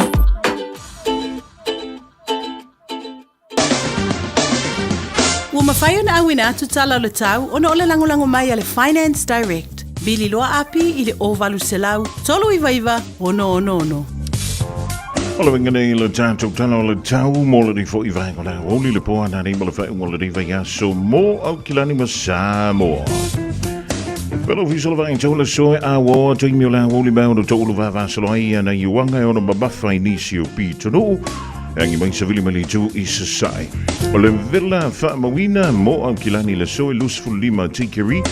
Ma lui il poa na nei se fulu ma le fitu tikeri ngoto le lai le lusful bidu te ai le valu. Il poa na nei. O le aso ante helfa mai a woa. E ono ina i wanga i ma tele i taimi o le a woli ma savili mai le tu i se sai. O le venga mala sa fa mai ono ina i wanga i kilia mai taimi le fiafi fio lolo langi mai o savili mai le tu i se sai. O le aso ngafua o le venga so a sawe ono i ti munga fio lolo langi mai o savili mai le tu i se sai. Winga o le tamo Samoa i le so. Whaatala whantu le pa ia mana manu le antaru o lo mafuta mai. E mei o se vahenga o te inga o savili ma ti munga o lo te oto rei lunga o Samoa. Mai au mai ao ma ti munga e a fiai le antaru wini si o taimi.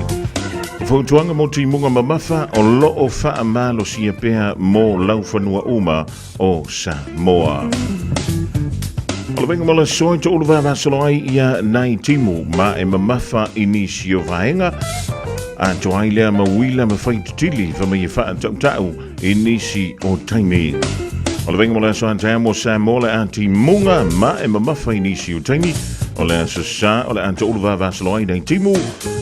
Ma le aso ngafua o le ante uluwa vasalo ai fo i timu. Vasalo antu ina taape. O longo winga o le sakakimu. O le omukimu, ia ma le whaari fukimu i Samoa le whaeunga o le nei fo i vaiaso. Homeowners, talofa lava. My name is Api and I have a special offer for our families today. If you require personal financial services, I'm only a phone call away. Call me today on Olualua Ovalu Fafa Lima Tolu Tolu. Ua na o le Radio Samoa se furulima iwa toru a mo e tautuaina o e ilangu ngana fitu aso le vai aso.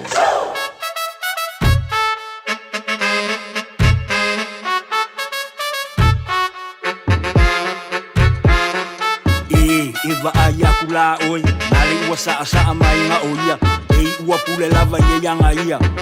Oi ea. Saula ia Siva mai se yo ufa a fiestia Umai Unga luenga Pa a tau pati Osho pelue lue mai Susau panga Tini petama Lava oe po ole toi ina Uma ila Ambi pila Wali kama Shawe lava Famole mole Yai fo iselo matua Ufa asina Fami se misa Wali tene Shawe lava Famole mole Siva la ia ile musika Amole po E famanga ya ila weva Amole po Aule pusi ala panga Amole po E tupu ai foi o se misa Amole po Au manipo Oi mafuko fo ke au manipo Oi a winga fo i au manipo Boom chika boom papa o 656 low key no Kayla record show Son of the S-A-M-O A way night and day For my people the Malo people the Aushu iye O mali e fai Ya yo mai la iya vika let's go Si música. E whamanga iai lau e wā. Aule fusia lau panga. E tupu ai foi o se misa. Iai fo i se whawhawhinge. Vai masoa, whasopa moa. Wali kama, saua lava. Whamole mole, whamole mole. Iai fo i se whailele. Whaisana sefe, whalai pankeke. Wali sunga, saua lava. Whailau kama, sikala i le musika. E whamanga iai lau e wā. Aule fusia lau panga. E tupu ai foi o se misa.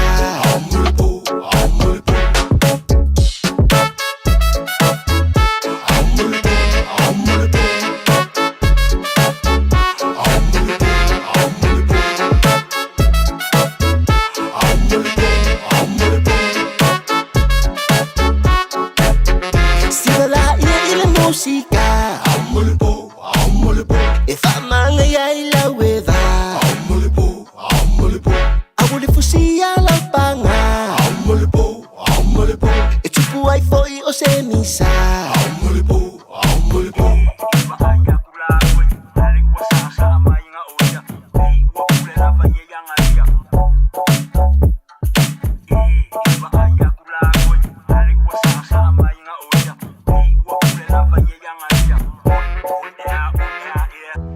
Ta lofa North Shore. Wa mai le taimi e te whaato whai I whailonga mō laupini la pisi. Mai le asu mō mati, lua afe lua lima. O le ale toi mō mia ni whailonga mō pini la pisi I North Shore. Na o le whaata avale lava o laupini au tawhala wala tele. Ai le ita ina le fitu le tai au. I le aso e au ai la pisi I pule ngānu wa au kilani. Sa ili le pin tags mō nisi whamtalanga. All together, Auckland. A whaialo sa ili se a onga a mata molo walo. Aua loe te toi popole o le Galaxy Childcare e tele o na la lai au kilani I saute. E toa tele whai a o ngā ngawaa o le a o ina le whānau e iaia inga whapitoa pe a le sitala lo walo. Tolus fulu I tū la, free. A vanoa le vēna le a onga mo whemalanga inga le whānau, free. Maua mea aia le whānau, free. E iaia inga whapitoa. Mo nisi whamatalanga, whafsotai le o lua tasi, o valutolu, lua fitu, lua iwa fitu. Jalo whanawha tia roa, ua te talaina nei le ua unanga e veni, mō whaataunga I au ki lani New Sila. Numero tasi John Coulter Drive, I le Auckland Airport Shopping Centre. Tau whatawhatonu lava le warehouse ma le countdown. Lau whale o fula wiloa le e veni, Auckland Airport Shopping Centre.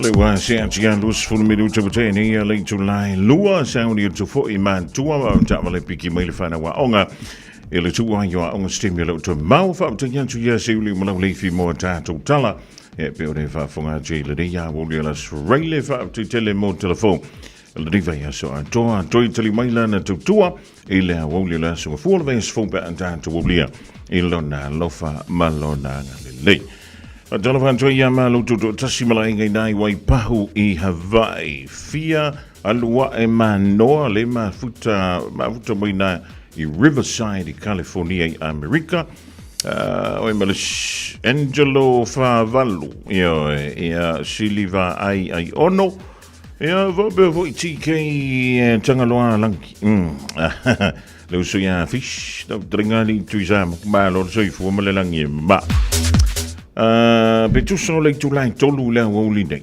O le fa pele ona yele tanto polo kana me fa bito. O le tanto o si sa ili. Po o ke le fionga ya pesta. Ye po o ta fia se falba. Ya le fionga ya le a tau. Savea. Ye po nga fia o la o jela no fa nga malanga. O le no fa longo I le fionga ya tikto fama. Ya pe umala vo sto tonga le na malanga tuai ya le fionga ya pesta I hawa. Ya mtuni lola ye pola tunga ta tonga. Yo. La ngai fa ya si tele nga singa so le fionga ya le ata. O le tele ia nga singa si. O nga singa si le pistel. Yo. E pipi si feolo. Ai be tu so le tu lai tolu le o le ia la ka ko si sa ili ko inga po fair o Hawaii. Ia e po inga I la ie. Ia po inga I Honolulu. Ia po se official leo la tani. Olo va pia le ona au mau I le fionga ia sa vea. Ai lana malanga tu le ina I Hawaii. Ai lau tambo pass. O lau tambo pass. O le umalo le pesele la abatu. Ia ona tutala no le o le tanto le na voilele. O le tambo pass se tanga I tuai le fale inga le Dennis. I maruka tusolo na tanga le se lau tala lo winga. O lua malau spe o yo lua malau Valentine. Aluma avelau Valentine. E we te aluma avelau spe. Ia o le mea ngai kere nga ve vesi ka karangi vai kau. Na faiti tili mea ne yengo ngolo mai. Oh no. Oh no. E afua mai maunga me sao falongo ai. E afua mai fo I maunga le pule la o ai. Ai afua mai oile bele mena o momo o ai. E pe ufisanga o le savili ma mea e tutupu ai. Au le alofa na o alofa nei. Awa ele ai lava ses wa tu salilo la le lei. Le la au tu tasi pe o le funga arasi wa ma e o le matalasi o yo ta o wa tasi. O le wala fo ina lo manongi baby. Wa tau suwe ni manu fe ai. Fo le mili a wa wango tolo la. O mai le pongi sa wa tau ufi e ma fo le lei ma fala. Na ufi to fo le matango fi e masalo ai wanga lo sunga le fai ngo fi wa o wi lo le nei e ai le pelu mama ai e tu fa matala o le tu mai. Wala vai o pule oe la o bele pete musu. Awa o le fua e te lulu e leto e fua mai. Le fua e te lulu e valea I lo ulu. Se savini angi mai ta umai. Oh no.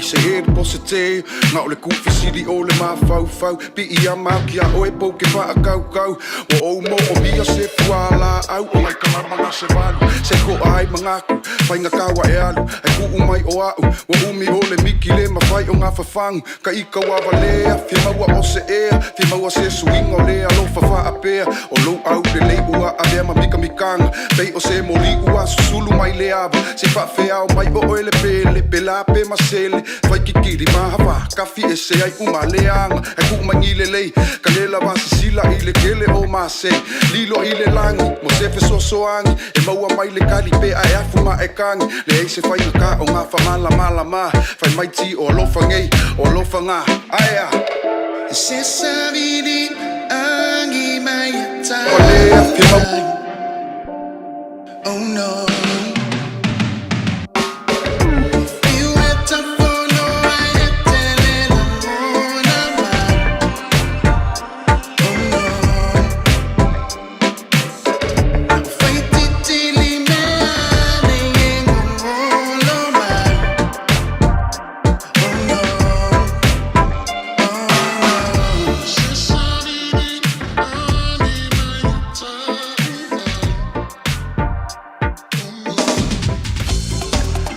So for man, you know, for a Mr. T, ma bin Tana, Malakila record till the Vangola Wooly, I love her now, love her name. The bird of here to low yellow double pass, till wow, ma Shiamba and Mea, down to my tea, bolt to mount to my tea. Yep, oh, Tina for you, show Ainga, yo, Bafio, yo, why Elisha swap be to a more tinam to my tap. E kau dia foi ma kuri ku pa tomari lei ole vesili ole double pass ole tu salon tap o ile ole voucher ya o sovia double pass ole voucher se lautala te tau mafafuai ile fale inga o Dennis I Manukau ole vesili fai ole la e alu ole Dennis I Manukau o ngā whea ko ngua o Manukau e ku o le whale inga leo Dennis. Eo, o le Silina. O ngā whea o Manukau e tu wai le fale ainga leo le Dennis leo te whai antua. Ia, na utala antu tātou leina, whi si le wafuka koe kala leo ka ko leina. Tolu fitu, tasi lima iwa tolu. Tolu fitu, tasi lima iwa tolu. O ngā whio manukau e le whale ainga. Lea la alua o iei male tina o tamaiti. Ia po le, tina po le tamau tamaiti. Tolu fitu, tasi lima iwa tolu. O ngā whia o manukau. O ke manga o le me ka o le kuakusi. O ke le manga o le koe ngā whaasinga o voi le whai mai. E umalor ka malingi, so o mai marko ngā whai. Ia kau mai la ia le ka abare malepe, o ngai e ilu marko ngā fuafua, no. E re ka ria koe ngā whaasinga ngā, walewa ngā ko malor koe inga. E o ngā whaasinga a wala ngā talova. Talova. Ia, malor soifua. Ia, o kua le pamu ho le. E, mako a maa, ngia le leo ke leo lau reki oso le. Oi vore suafu? Eo. Oi le suafu? Stone, ia. O le hana kua kusi. Tasi lima fitu koe sa vau tu o le pamu whaafsana i Mariki FC. Tasi lima fitu whaakat nanga i ese le mea ke wa aia kua i Great South Road, kasi lima fiku, sole le mea lea o ka whao. Ai. Kasi lima fiku fia? Kasi lima fiku fia? Tasi lima fitu, Great South Road. Ivea, manu. Kuar KFC, manai. Manai. Oi wele sam, no ava bonu. O Tolu. Oi ke rua o pe fa pe o ile la manu malo. Ia, o si o tolua la kautoka. Mo tano fai. Le original Original. E vere koe mā fau kasi ngi ke wa sasi sanga kala o lai ngo foi au ka fa mami. E tolu, o fia ka usanga o polonga si fa finge ia. Ele leva. Ia, se orkala risi do mako che tolu. Se fai fa le inga mea se o sai me lunga le laina. Ia nga on sai me lunga le laina. Ia nga ko ngua. Ako ngua ka wo ye wala nga ni ka ngua me tolu ni ya tolu. Yo o ke mi arngi. Ai fa upu fa ne leila wa. Yo makama le. Manguia ke le Valentine. Yo mai tashi e sa le leia tashi kuar KFC. So aku male EPC. Ola wani pasili sili te patu saina. Ise apahela pi, pose pisu pasili, pose masike ke mai piti pasina sapasui, oni tamato balipi.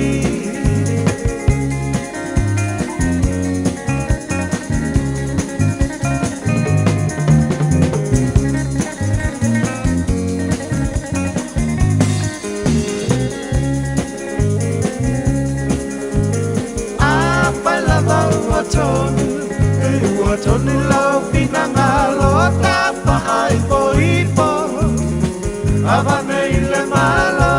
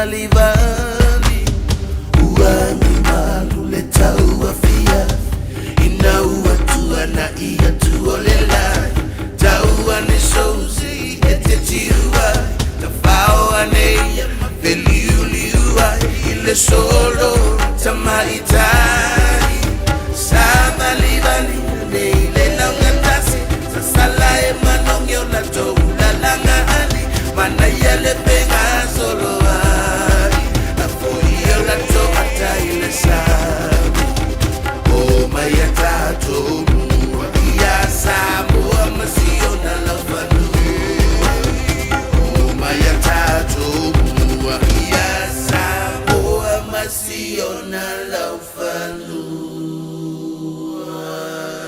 mua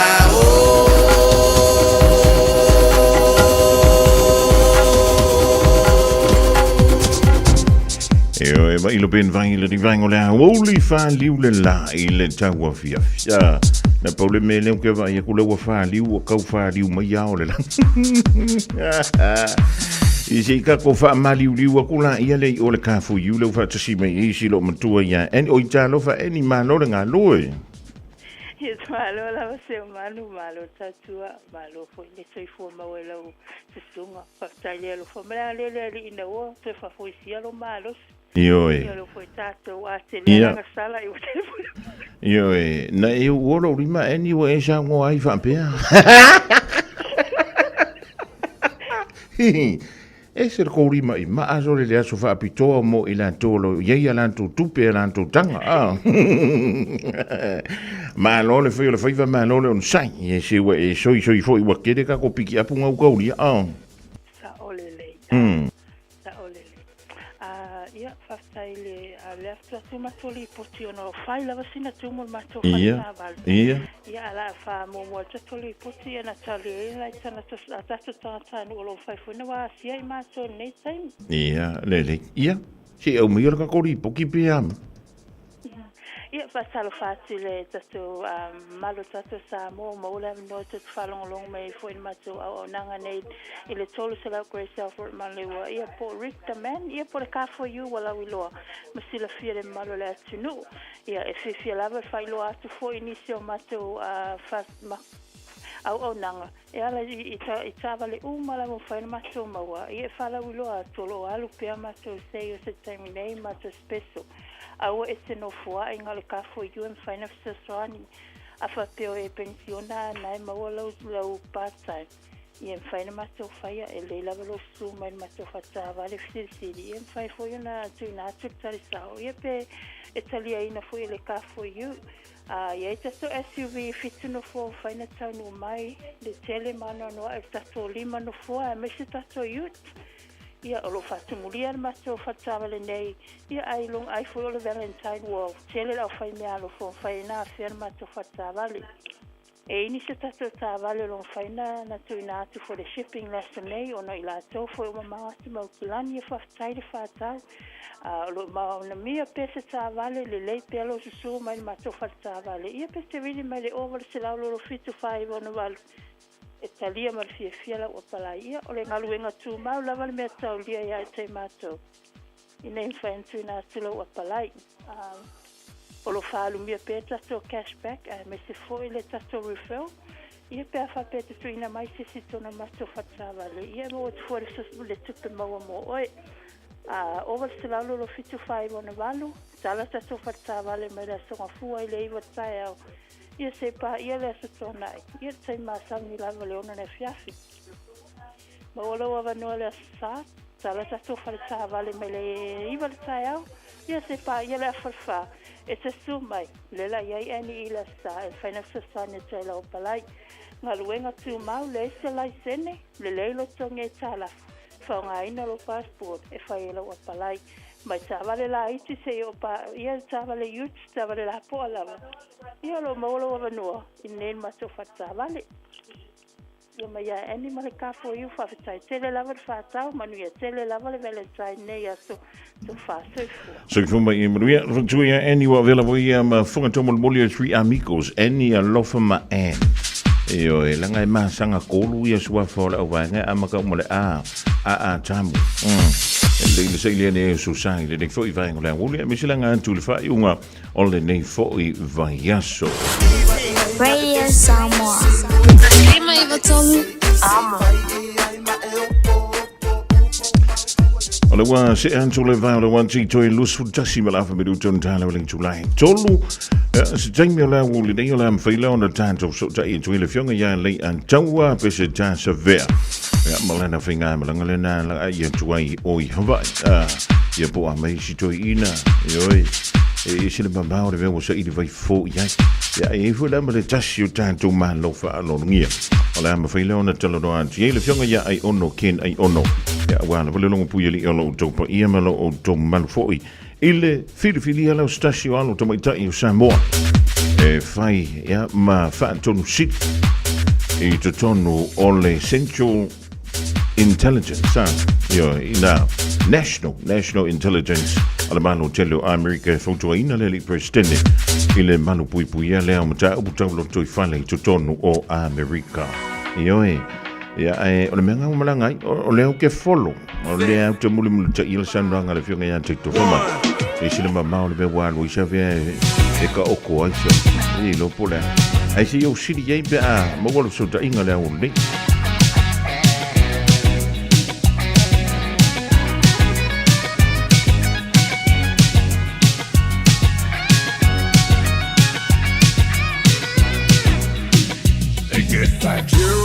Got a girl, me oh my.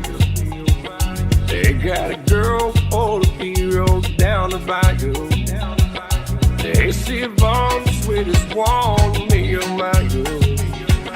Son of a gun, real have big fun on the bayou. They put dope, found dope, waves is buzzing. The game folk come see Vaughn by dozen. Dressed in style, they come walk wild, me oh my. Son of a gun, real have big fun on the bayou. Jump away across this pine, feel the gumbo. For tonight I'm gonna see my cherry. Take guitar, feel for jar and the gale. Son of a gun, real have big fun on the bayou.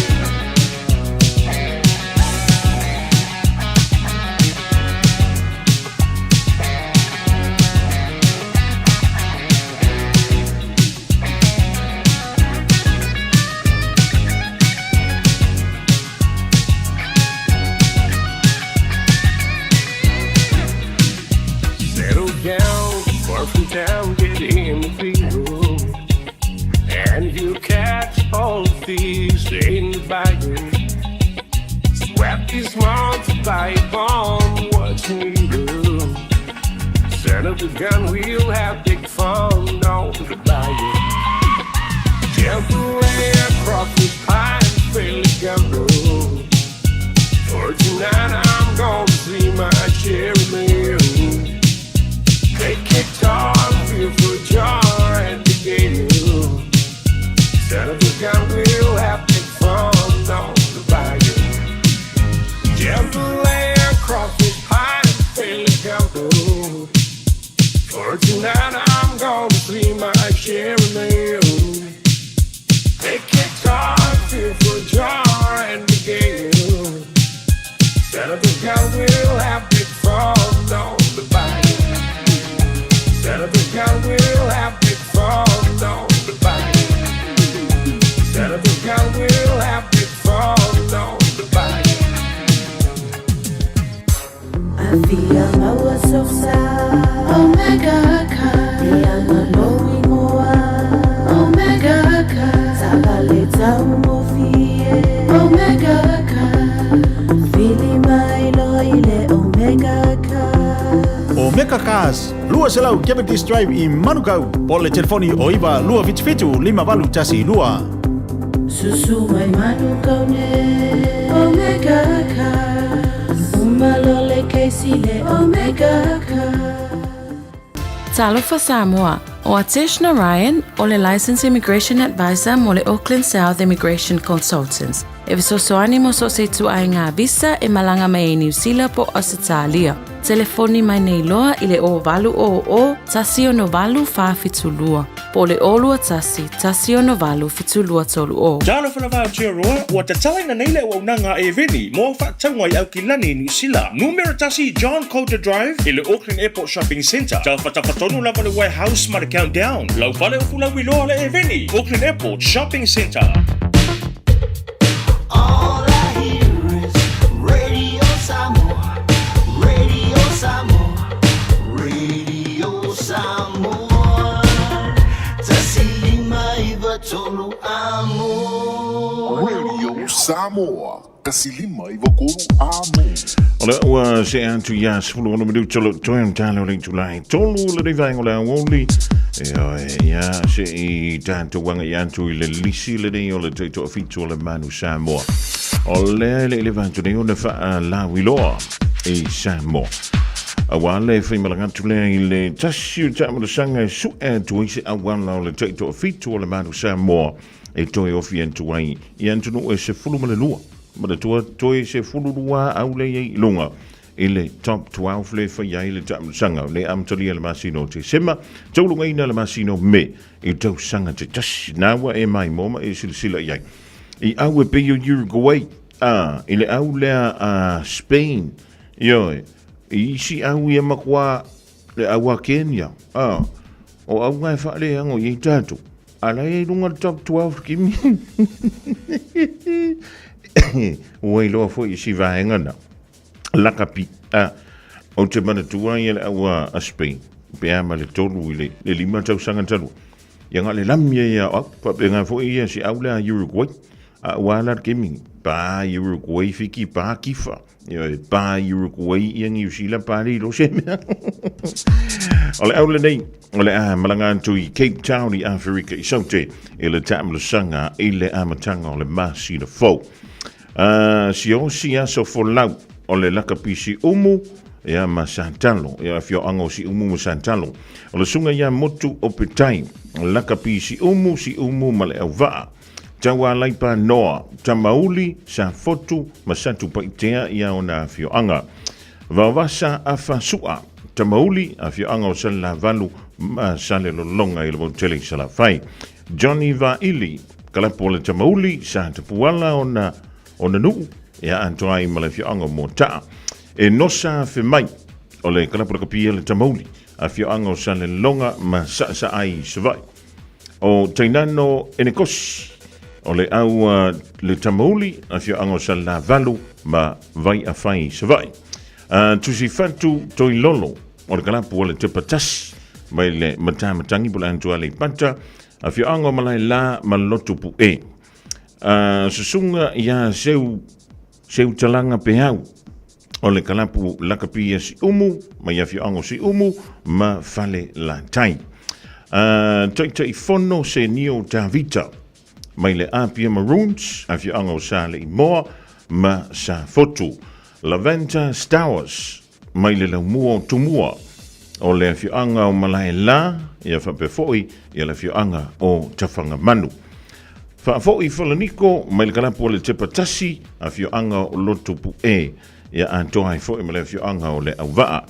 ia ma le sui mulimuli o le au teito ofitu o le vanu Samoa leo le asau iatu mo Cape Town I Afrika I saute o le sunga ia Naturo Salatielu o le kalapu o le tamauli mai le fio anga o si ufanga ia ma sala I lua I le motutele I sala fai O le sunga le fia onga le fitalenga ia matamua Upati Junior sa lima o le vaia le tātou au. Ia wa lava ia langa ia tu mo le fo I tamsanga manatua e ese le tamsanga le ia mati e iai fo I Malaysia tamsanga ia a Perila. Pe umala wala tunu o Polani le faia ia le tamsanga na ona tawalunga lea I le tamsanga o le talima loa I auto I nai LA. I Amerika ile masina na ome lona winga a Perila ia o ia mino mati o Afrika I saute a Perila I nai Polani ia e tawalunga I nai LA e o mai le bottom 4 le top 12 le iai e pingi ma au top 4 o taʻamilosaga ia o loo saʻili atu ini avanoa o auefa e ono ofi atu i luga i le taʻamilosaga o le HSBC 7s lua felua lima lua felua ono le toe amatalia e le masino te sema i le nei foʻi tausaga ae taulogina ia le vai o loo fagaso amin le taʻamilosaga le taimine ia wale na amatamai a te sema na i le tausaga le te atu nei e whaauma i le masina o me ke minga o lewa a makankau manu luka ko ingi Sila ia le te mina o le ala tawalunga ai ia le tamasanga taito o fitu le na ai talo sia o le ai umala manuia ia o le auli masao le wha moe o le pulenga ia misi le valu matama wha nau e wha fonga mai ai a le tato au o le taito fitu le manu sa mo ia malolo whai o le whaiva malolo na sai weo o e piki le whanau a onga Stasi neo pese, e maua le antunu o lenga ile fionga ia sa vea.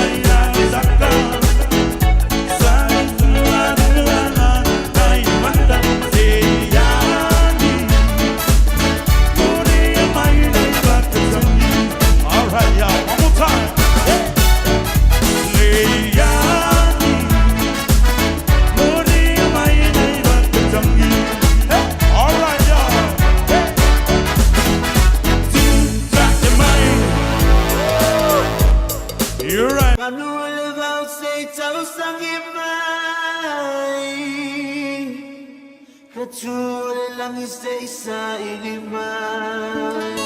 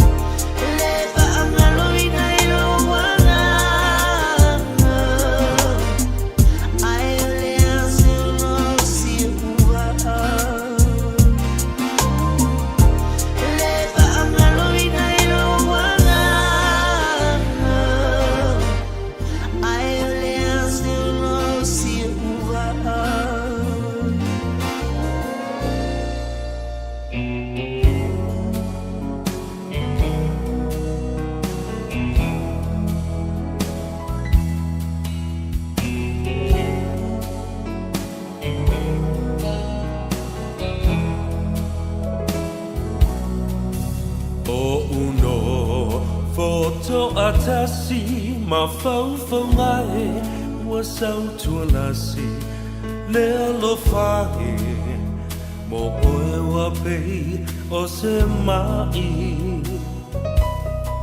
awele lai se iangi mai si o le oe ta fia falongo iai la upele ea o o fea o e iai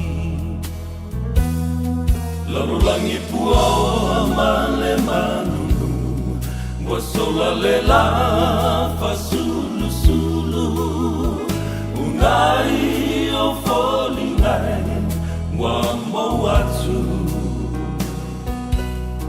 Pe ana e la Talata mai Se fusia uma e foi mai La upele ea Wasili oe leva ai le timi lunga le wan chile radio Samoa le divang la wuli wata tonu le tu lai tonu pe ora uta wa se timi wa sona i le tanto polkalame ya o le ana o wat sa ili ilunga sa ili ilalo sa ili le sami sa ili le vau ale maua mai lunga o le masina ya le fainga malanga lona lanto ile e male lanto ile tai ya ale fionga ile tama fainga ta ya po le fionga ya pesta le fionga ya le anto savea ya no ni mai al tanga ton ni uti to to no to ma yo o ele ka fio fo ma ano ke vego e you masi presidential suite le ke ma fu ko mai ma non ma ya la fionga pesta tu la trengo se man ya po le baimonga ya ai mose fo I o le a fio mai o le fionga I le nau na fausia le sunga le ai ono ken ai ono ya ai mose fo o le tapo inga mamalu o le tatu o tunu I Samoa mo so se tafo le rangi ya ai mose lo fo I New Zealand ya o sa ili po fe pe o la sa ili ngare na le no fine po fe wa ma I le tongu o le va ole o le tamalo o le atawa fainga ya le la o to sa wa I le mea sa o la I fo I ya ma a o ngai ma o to wina I te lo to sa mo mai yo se fi fiang city fo le na fe lo I fo manisio so ma to fa fine sa ma futa I le o nga brin the still Brigham Young University la I campus I ya lo effort to fo lo fa talo fa tu le pulenga ma se sunga le fa finga ya pastor Louis Bonifacio mo pastor Anne Bonifacio ya me se fo telenga ya sale ola ya sa ngala mateo ya malang to fa ai me se fo yo tino ma tu o tatu au finga wen le ta fa tolu o tatu ba no fo wa pa io mo malu fa malo pa io fo mo malu fa le tu ya ai matu o lo le tu mo ma lunga se bi ingo le tua e momoli ana o ona stofi fata fa taulanga e fia I tafa I fia le rangi ia fatalo fatu foi e nai to mam tina matua ia me se foi o lungo o penga ta failangi e le tato Facebook o le Radio Samoa ia fa pe foi mo le tato YouTube channel also for we are fonga bua ia fa pe foi le fionga la una fausia also for mo langi ba I ono fa tai foi mo lo tebi fa banga bai ya wa fo fa fonga mole tapo inga ia mo sila mai moa le tunu ilunga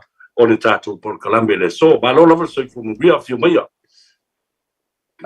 alo fo ile fo amba se fo I pa te te mai yo me asuman tato por kalambele nei outland ya pa te fo ia tau se ve sta nei fo te mi pa uro mai tau tato te kala no ai foi uma ole a me se foi ya tua mo mag ya tin fa ta fa toi alo fa tai mana tu la ta lolo pa I sam fa nga le tapo ina foi tu mo pule o tu au mala tawa ai ngali tai mo le ba o fonti o I li po ai ia pa ia lasi sautu fa fa le ma fa to li baina I so ta leo ai ole anga I tonu ia masui tonu ia le mato le niu tu sai foi male nei ya no fa au foi no tatu filo e mesero fionga I ono ma une ele tu lango lasi si mai ai mesero tamu foi atu ele fio maua o se avanoa male fionga ile Senator Mark Gabbard ya male tu lango wo fo ai ia le fao wina male bala aulia ele administration ale Palestine elected Donald Trump let the Maitaia Tulsi Gabbard avea mafatum sil of the National Intelligence, the Director of the National Intelligence America. Yeah, I must say for o le baba ia tu le tele agencies ese mamutanga wenga o lo o ilalo portfolio le ai ta amata mai lo fionga ai ono langa o lo ono lua so tino foi ma miliala fau ma le fionga le li senator le tamale o Tulsi Senator Honorable Senator Mark Gabbard ile telo to sango mai o foi na ia fa to sino campaign ile time na to la mai o senator o le Democratic Party se sa no le lua maftanga male o fionga le li senator o le o malo lo man malo te lava esta ele foi sina leva wa pitung fia foi o Mike Gabbard ma fatua male aing na mata mai I Amerika Samoa Tuila le fa o sanga Tulsi na sitia mai aing nei I Hawaii I mo tulanga foi fa le o ya masunga mia foi mo lumana aing ole tulanga la sai na tele foi ngai ba fai Mike sai foi la tu fa lo masa ni foi ya na wale na tava foi mo le senator Senate I tonu o le fono ai o Hawaii legislature Hawaii ya man maloi ya mai o fa pena foi la ya tusi le o fasu tonu nei fasu fa un tau sanga dei ai o leva foi ona I tonu sa tava foi mo le fono fatula fono Hawaii ramata mai lana tau tua vai te me loa fe me le lua te mina o consultation tau sanga ke mai tawina pe o le tangata pito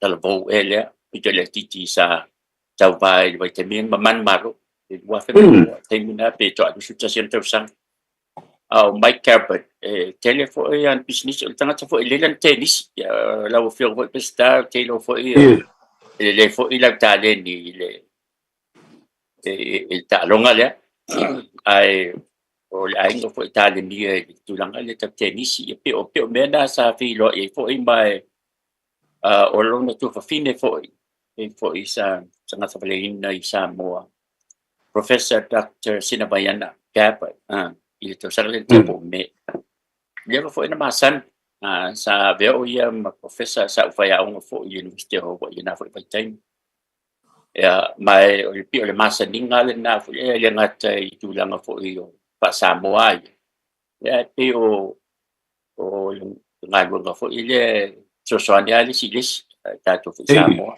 e o time min da tawai ya tusi il fono fa tu la fono a Hawaii ya sa ta fo ta tau sosoani fo ia ta si fu fo ma banners ma me fa pena e sosoani fo il to fine wa la ngalo tatu ese tatu party tatu ba ai lo o Samo ya o tu ngale na tatu sosoani io tatu tangata to ngalo nga fo na tatu tu stala ma pasala nga fo ia tu I fa fo Samo ma dilo tatalo no pe le sunga le li sento ya Mike Gabbard o la tu langa fo le I lausi sila le talo no I le tatu ngana ya me se fo ni tu mdianga se tangata tau sa fia masani ya nga I lango ia me fo I fa ya Pacifica ya me se fo yo tatu la tangata Samoa masale ese ya levels fo ile mfano talia tuai ya o tu langa fo ile sosani ta tangata ta wa ia fo o sawi me fo ta flag day asol fo mo me fa pena lang nguina e fo po kala me fo ia ta to e au ngam ta ta pasifika tangata polisia o vai fo o sosani me fa pena ya ai pe ya fo le o to telao ta tu tangata fo ia o tu langa fa pe mawalunga e fo le la to ia fa itete ina ia vai mai fo tangata pi fa tu au la tu tamo fai tu langa o maro ro ia ai o vai ia lo na nga na fa pena ma tangata fo o Party wale pa na ia fo i maoro ia ya mai capital o le Democrat pi o ne tu ni pe o le sila fia yo party ia lo Democrat ma le Republican wale va fo lana Democrat ia tusi to asui ne ia na party po le lua fe was fu tasi po lua fe was fu lua le was sui mai i le Republican ai ta wo tele wi ba ila ba mai atu I upu fai lava malo ele ngata la ya Senator Mike Gabbard ia malona fina to my tai tusi Gabbard ai fa pena fo I le taimi sa tu la I mai se tasi fo I alo le tunu ya mufi Hanneman o se kobana o le state o Hawaii ia bai taimi e fo ringa mai ai e ia o tatu tangata fina I to finga maulunga o pu fai o malo o le ala se sira ia o tele ia mai lo to fo o le fai fo sina leva o mata I politika ne tinu e lua terms na ia meia mufi na veo ia meia po fai pu o Honolulu mai na ele temi tau vai fo Markovana ia na palasi o le tulanga la na ia o le temi na oso mai ai na mata mai ai ta o tusi o le temi tau vai tusi ma mufi Hanneman mo le Congress man royo tusi she was the most popular politician in by temi na ai o le to tele tangata na palata ia ai o le mena no bo foi mate I to tele tangata wa leva na tu la mai mufi I tu langa fa politiki ma lo I tonu se jawa ana man lo ai ia tusi o tangata fo mai talabo I le temi na mai ila ubaba ia tu ma le faitau ma su e fo I le background o le tamaitai o tusi o se ele ngata o se tamaitai o se Samoa ai o se tamaitai na matuai longa lona tula mai I le tulanga whaururunga I o fita o autau ai mese lava le National Guard ale malo telo Amerika na e whaudinga bai ai e maua foi le ba ai al silsila le presidente Donald Trump ma toso mai ai to tono la administration ina ua fa ma vai I mai tai I lona ave ai o se member or a membership of the Democratic Party la lava se mena le na fuli le longono to mai tai ma fa ma te ai ma party o Democratic Fengata wai o le mea foi le wale pana fai tus tu singa alona al tua fafine o lona tama o lona aunt o fo io Professor Dr. Sinabayana Gabbard na ye na no vai ele terminado aí fono ma Syria temi tonu resina ele fia Democrat o so mai foi la ia tawanga il presidente il vai temi le na tawa mai ai ma Kamala ma Biden ile on tau sanga talwaia ya o inapi na amataina le fia ya la ya tusi ile parti le Democrat wa matavo ile ona eu foi ni Hawaii wa le fia ile Democrat ya tusi mai wa finga ta foi na toi malo mele na fa ma vai mai na umalo lana term lana fo ingale sai fa ma vai mai lo ona wa telo tangata wa fuli I tangata le wa fully lisi tanga tol suyo Democrat. Ang Democrat le malusi nei le Democrat in tono state ho ya. Tapi ko California. Ya pe on mela na mai na matalolo na haya mai o te ba ya tu haya mai le conservative media le Fox News na tono ile as a contributor. Se la wi suli ba ya fe ya ngalue mai nei ko ila yo mo speaking fees for ye tangata o ile te la no ai conservative organizations wa alba le pia ga ila Republican pe o mena te ai o nei fo I pe nga ia tangata ye me ele fa pe se me mo ba first fellow ai pe o le me pe o le the more acceptable to your views people na si le fia te follow la ya tu si o fo yan taranga man sa ranga yung Fox News ile water sanga umaba yo mayani yo te ayaw amatan suyen tan no ang wala te mana o fo ile fo ile fie mo bele ta fo ile o le regime change le ta fo ile pa mai le tauna te America ya tu fo ina matasui ya itanga te problema me fa pena it's a very different philosophical political view. SMI ile base level ye Democrat le si na ba nga na le tu si ai o tu lang Republic.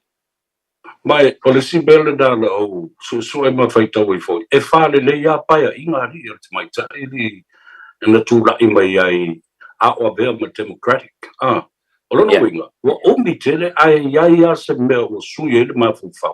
Malu ese mai ai.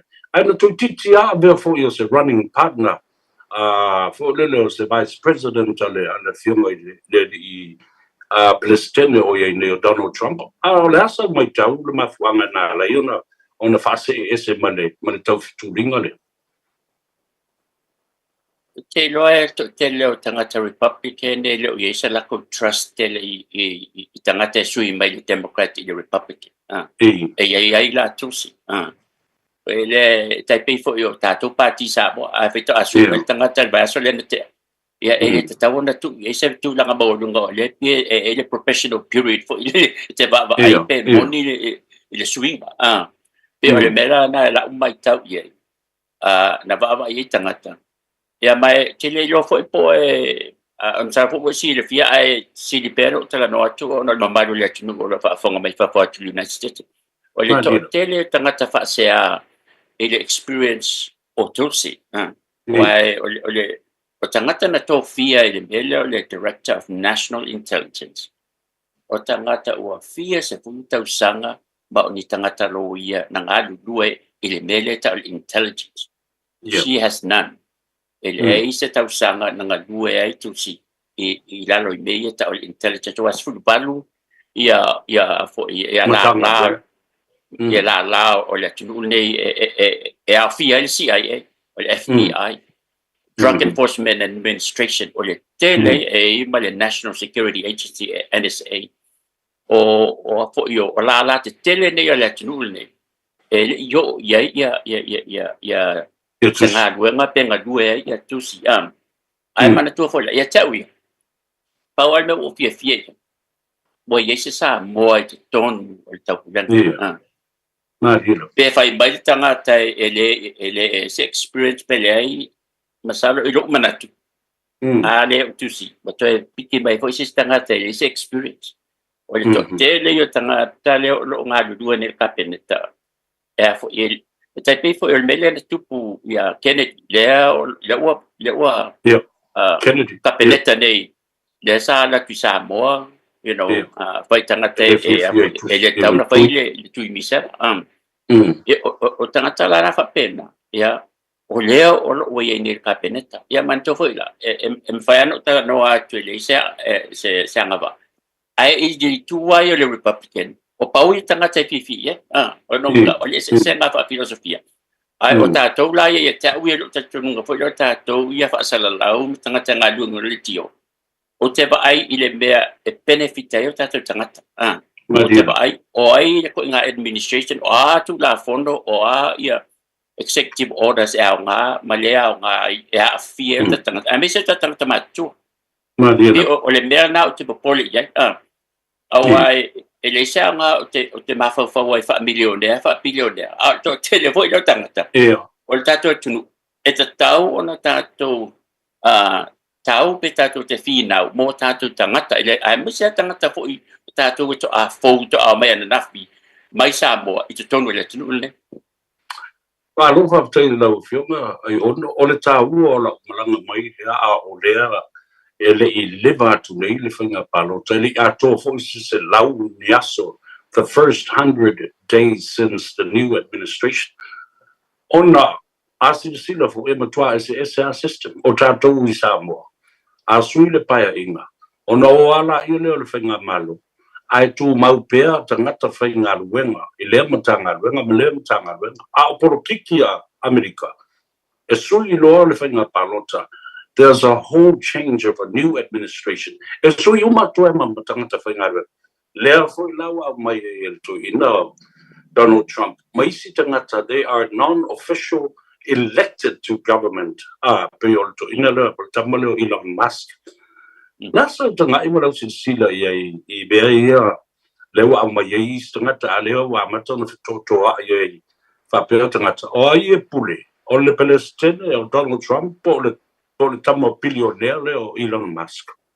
Kai mo sili o fiona pesta ale ora tali atu I tu langa o fea au nga mo samo ai o wow o mele o tupu e te pe o le mele o tupu tai mele o tangata meta o political appointees pauna tangata faina sui ele presidente e na kabineta mga tangata nga so political appointees amana tola political appointees ia esa vali ile ono I se fulu wafe tangata ole malo I te tonu e mawhai ona sui ele presidente ona e tāua e te tau ono mai tangata e afo e ngāru due e I lalo le vision o te inga ale presidente fo ia waula ia o meu te fie ia Trump o mea na poro misi Trump I le wata sangata rua o le wasa le o fai o le mena te fie o le tele ka nata politiki ese me poro misi I te mi fai campaign ese me sa fai ia o mea la ia le wata tupune te pe o le mea le wata tupune o le wa tipi e le malo ia climate change funding le alu le ma wa le sosani sa mo tata matinu pasi o le tipi o le meta o le USAID o le United States you know aid funding aid funding international development o ina fai tau miliona alu sa mo tonga fiti New Zealand atu nu mo Pacifica o le tipi o mena ya fia vaccination ma mea ia o lo winga o la ofesili e sili la le mele o tupu nei mo tatu tangata Samoa ai o le mea monia ia o le mele tupu nei e au ngā mo tangata billionaire na o mea sa o mea o leo fo la le da ai on o leo kitala no atu ai o mea umaloba e whai le malo teleo o Amerika e a fia umai lava ia Samoa ma tangata umo le Pasifika ma isi fo I tumu alala le ala o tātala no le o tipi nei le a fo le funding le sa va tumu climate change ono le sa wanga a le Palestine o Amerika climate change is a hoax le aini na me o climate change o me fai tangata ia le o tipi funding na tipi mal funding o le WHO o le World Health Organization o ti ato pes full 1 billion is full 1% o le tupe WHO sa ma sanu na lato whaongaina I le package tipi ai male World Trade Organization tosu se mai lato ma pipi o whana pupitong te tele ale nei o lo a fia I sa mo ma soifua maloloina ale like te tonu e ai me lei e ai fo I me fa ale lei o executive orders you woman single to ina you know tai pe ai fo tangata e fo e per mele e tupu nei fo le DEI diversity, equity, and inclusion. Employment and inclusion. Yeah. So o le sila bea na lao na whaatuma. O le fisosoani i le whailonga lanu ma le whailonga tangata papae le tunu nei. Na le vea mai e le civil rights movement, le na whai, na le vea mai e foi ma tu la fono ya i mo le tu tamaita. Wai le vai taimi le whai na palota i tamaita pa pena vo tangata lan. O tangata nei e la vea umai mtato. Ia o lea la o toi manao e whaafoi le mea sa wai. No inga taipi o le upu fo le masani le sa whaiso. Make America Great Again. No inga e manao e toi whaafoi i aso ia a o aso ia. Ia sa tili le tāwini tātou. Yeah. You know. O le po kalamena sa tili na mawai tātou. Tangata uli, tangata e enda. O mele na sa ia. Sali esu tātou aia mania tātou aia tatau na waitai. Yeah. But o foi le fai ma mo te e foi le e Samoa te tu no mai Samoa na mana o mia uma ni soson. Na ui mai lunga sosoni nei. A lo te vai tu e te il po i meio e fia il meio tu pune. I mean it's e umi lata longa a te ono ele spoka la meu to lolo ai o to mana tu nei ele agenda a to ale to ina malanga a manifesto le na tustusia ni tangata matautia for le project 2025.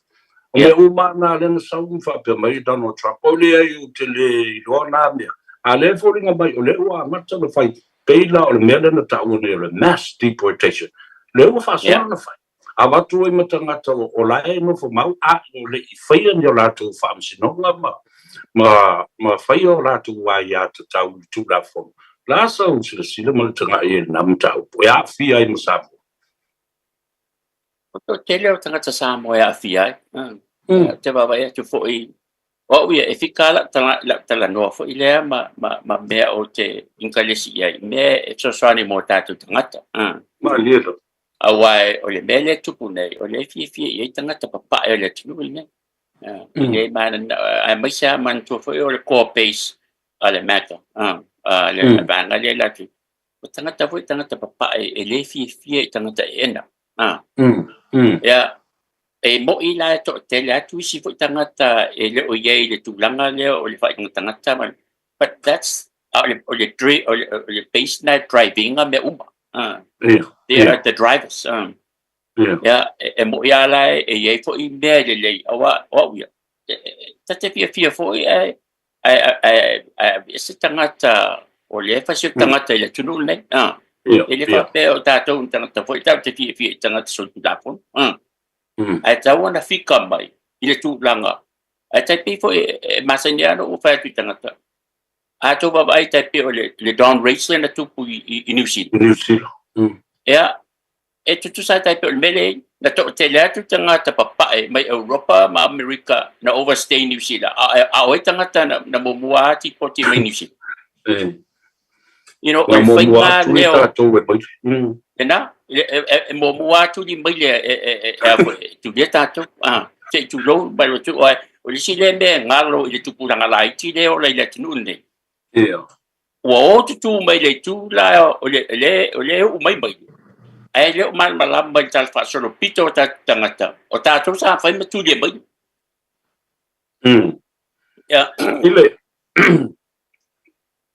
Ile tāua la le mele we nei le tamaitai o Tulsi Gabbard. Le tamaitai Samoa le talafasolo pito o le lalolangi male malo tele o Amerika. La le tu ai ngā malo si anga le ua iei nei.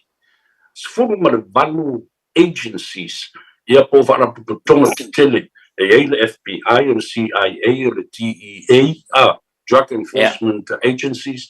Ma isi whara puto tonga e o lava I intelligence units ale the military and national security e pipi umai limo tusi capert ile bea e se fatun sidi o lema la tonga malusi anga le au o yai ai mese foi olona tausio le tulafono pe afai e fatonu o ia le presene fai se mea e so le tulafono pa time of city ana ne pa mal tiketo pa tuina le official nei le wafe mal fa e na o umbali su nga fo ile los fa ingaliana le ta o le 9/11 ai ole mela ta le failure in coordination on intelligence i le VAO agencies to why le tala no mai o le Air Force e le Department of Treasury and what is tete po le energy po le South CIA le Navy po le FBI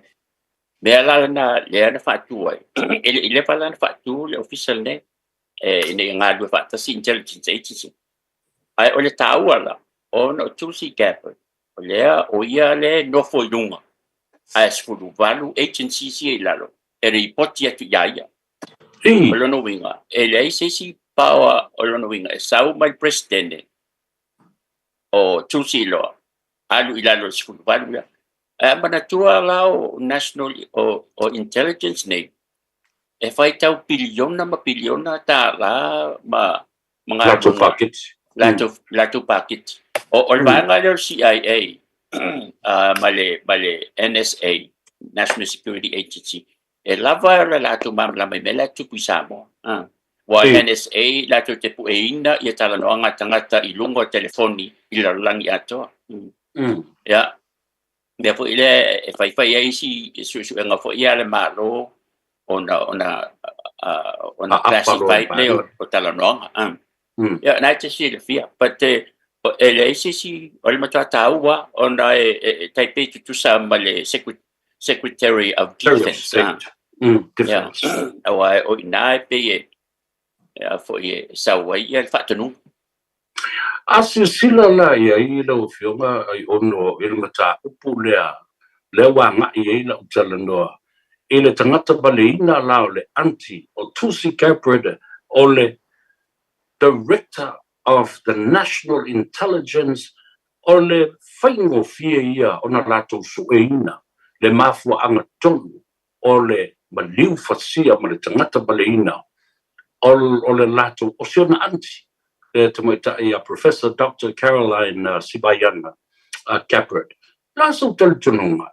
Famata, is it still, do you think is at the back of her mind that something needs to be done to this? Seta maliu ia Dr. Sinamayana ele o le leila la va matusi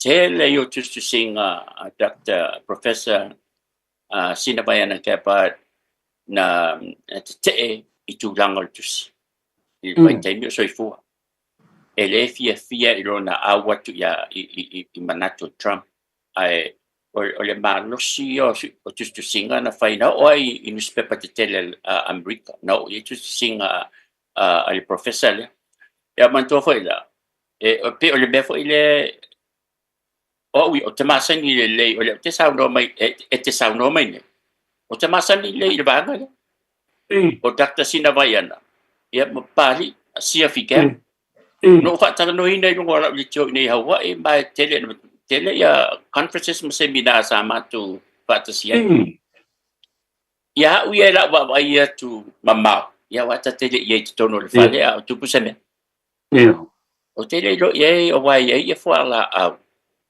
et tau nei no pali for medication o lo mama la malna so tele lo la ye o te muse fa sa matala ngai ono to tu poi si tabai yafi ai o le mea ia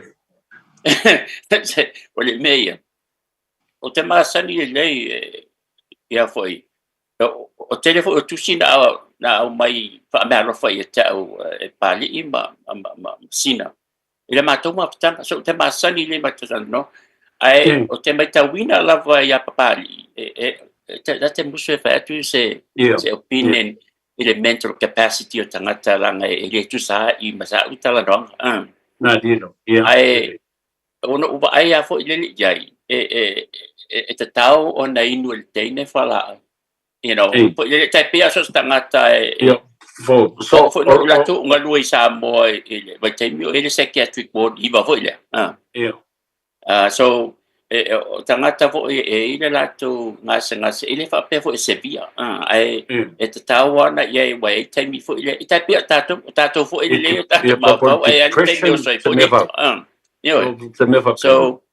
so le bela na o le te tau maso saloti e le tu langa le na ya wa te le foi mautale te va ya tu ye ya o le fa le tonu fo le na o pena ta fa ilangi ma social media wa mata na le te tele tangata e tau na filemu you know o tangata na no fo tu i potua o ngo senga ta tu sa mo e file buala to le wale tele lunga taimi nei lunga social media mai ta ina se to tele tangata ai you know you see me te vai to wa mata te feita to singa respect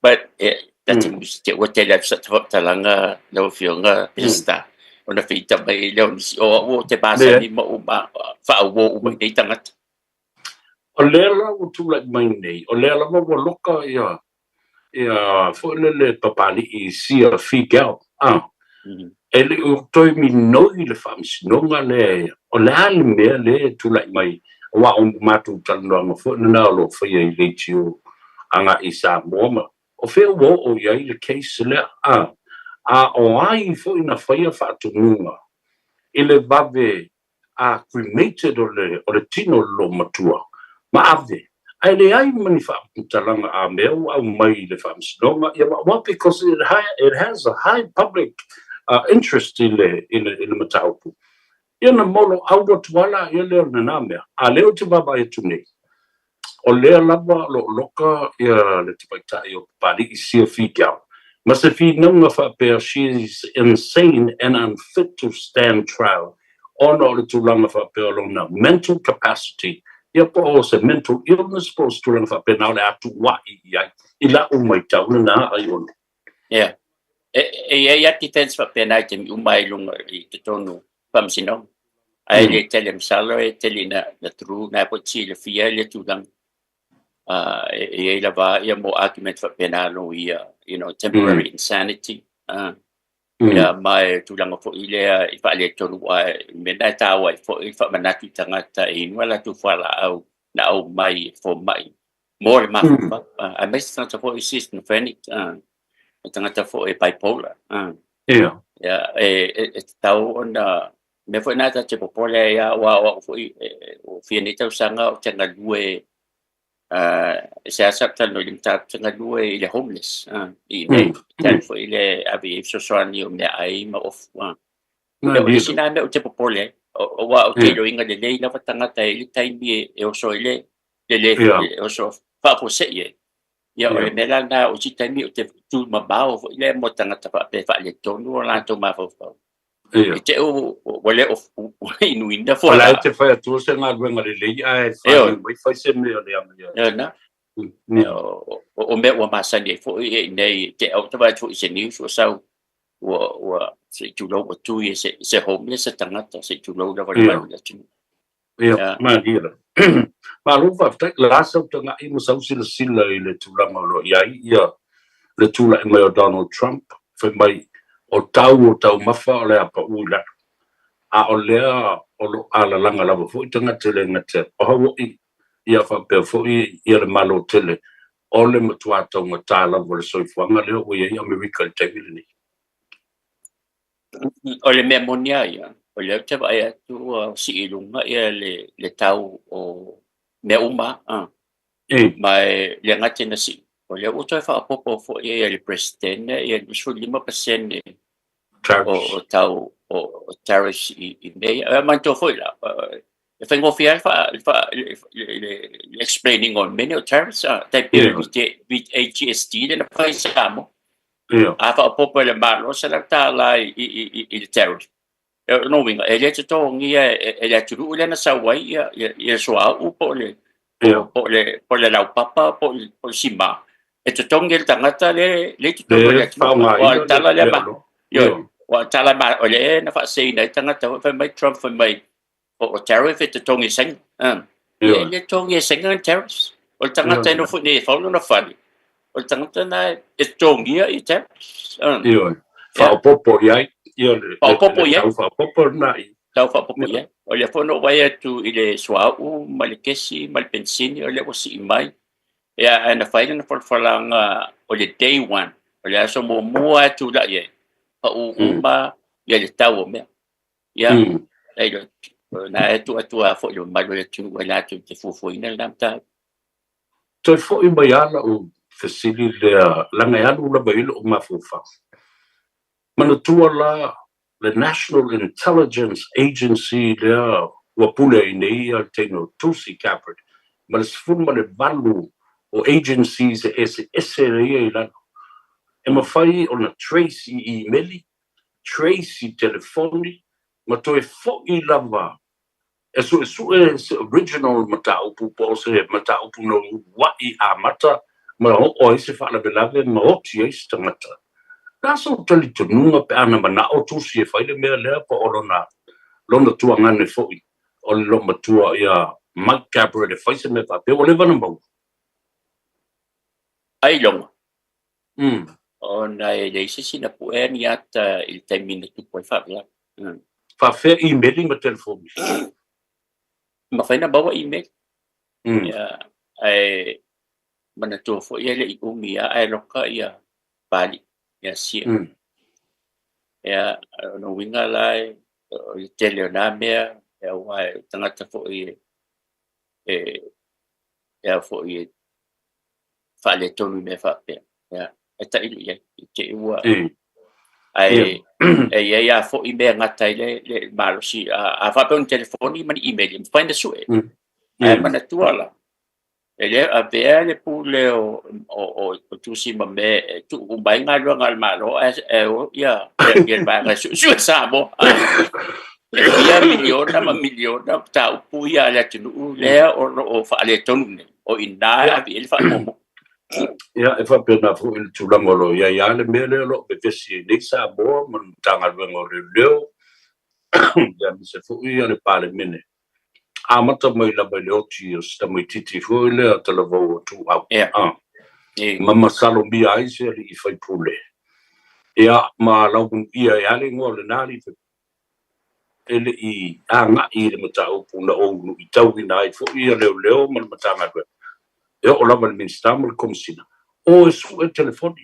awai mo fai ona maua ia fa mo bongo telefoni na o data phone records ai tau na sapina se court order mai ele malo ala I fai asa me fa pena le la anu le lima tausa o tu la I mai lava le na fa fita out ya o te ina foi le au inatu o se so sorry mai fafu on forensic investigators po in leo alo ia e amana ia ma lo la tu mai isu ena fa pea lo fio mai o la su tu mai e vai ke sa po lo su ta sanga ta wai na fa tano nga mata no mai si e tato company sa mo po company na fa tu le vai tai mi le to fa fo I po sunga ya tu da epa sa ile me le ngoi o palmia na lato o lato ia pulea ia tato internet il tato internet me fa pena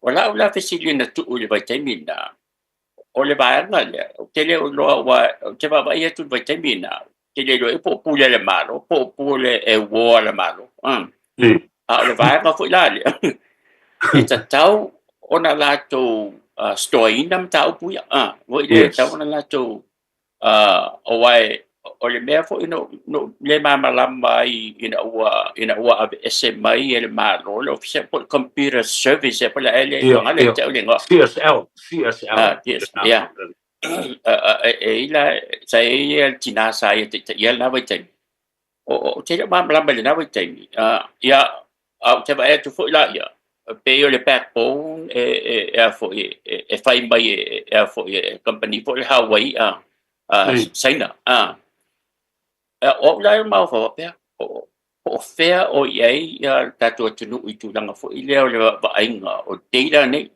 o me de teila ia o lo fai awai o I e bawa mai ai ia suenga ai fua fo ila i le ave o tatou tamaiti fafo e a onga i mata upu nei ina ia mawhaina o mai tonu awai le mawhaina tatou whai pisa ia tangata seina ia o mai la su e mei e le mawhai tangata awa o tele o tatou taloanga o whaasamo so o le ale au no mafo ile tau o le ave o tatou tamaiti fafo e a onga i mata upu e mai sa le IT ia po le technology fo ile tūlanga o me whapea. Ai, peo la tita nā te pupu o te o so tu sata masalonga is tangata.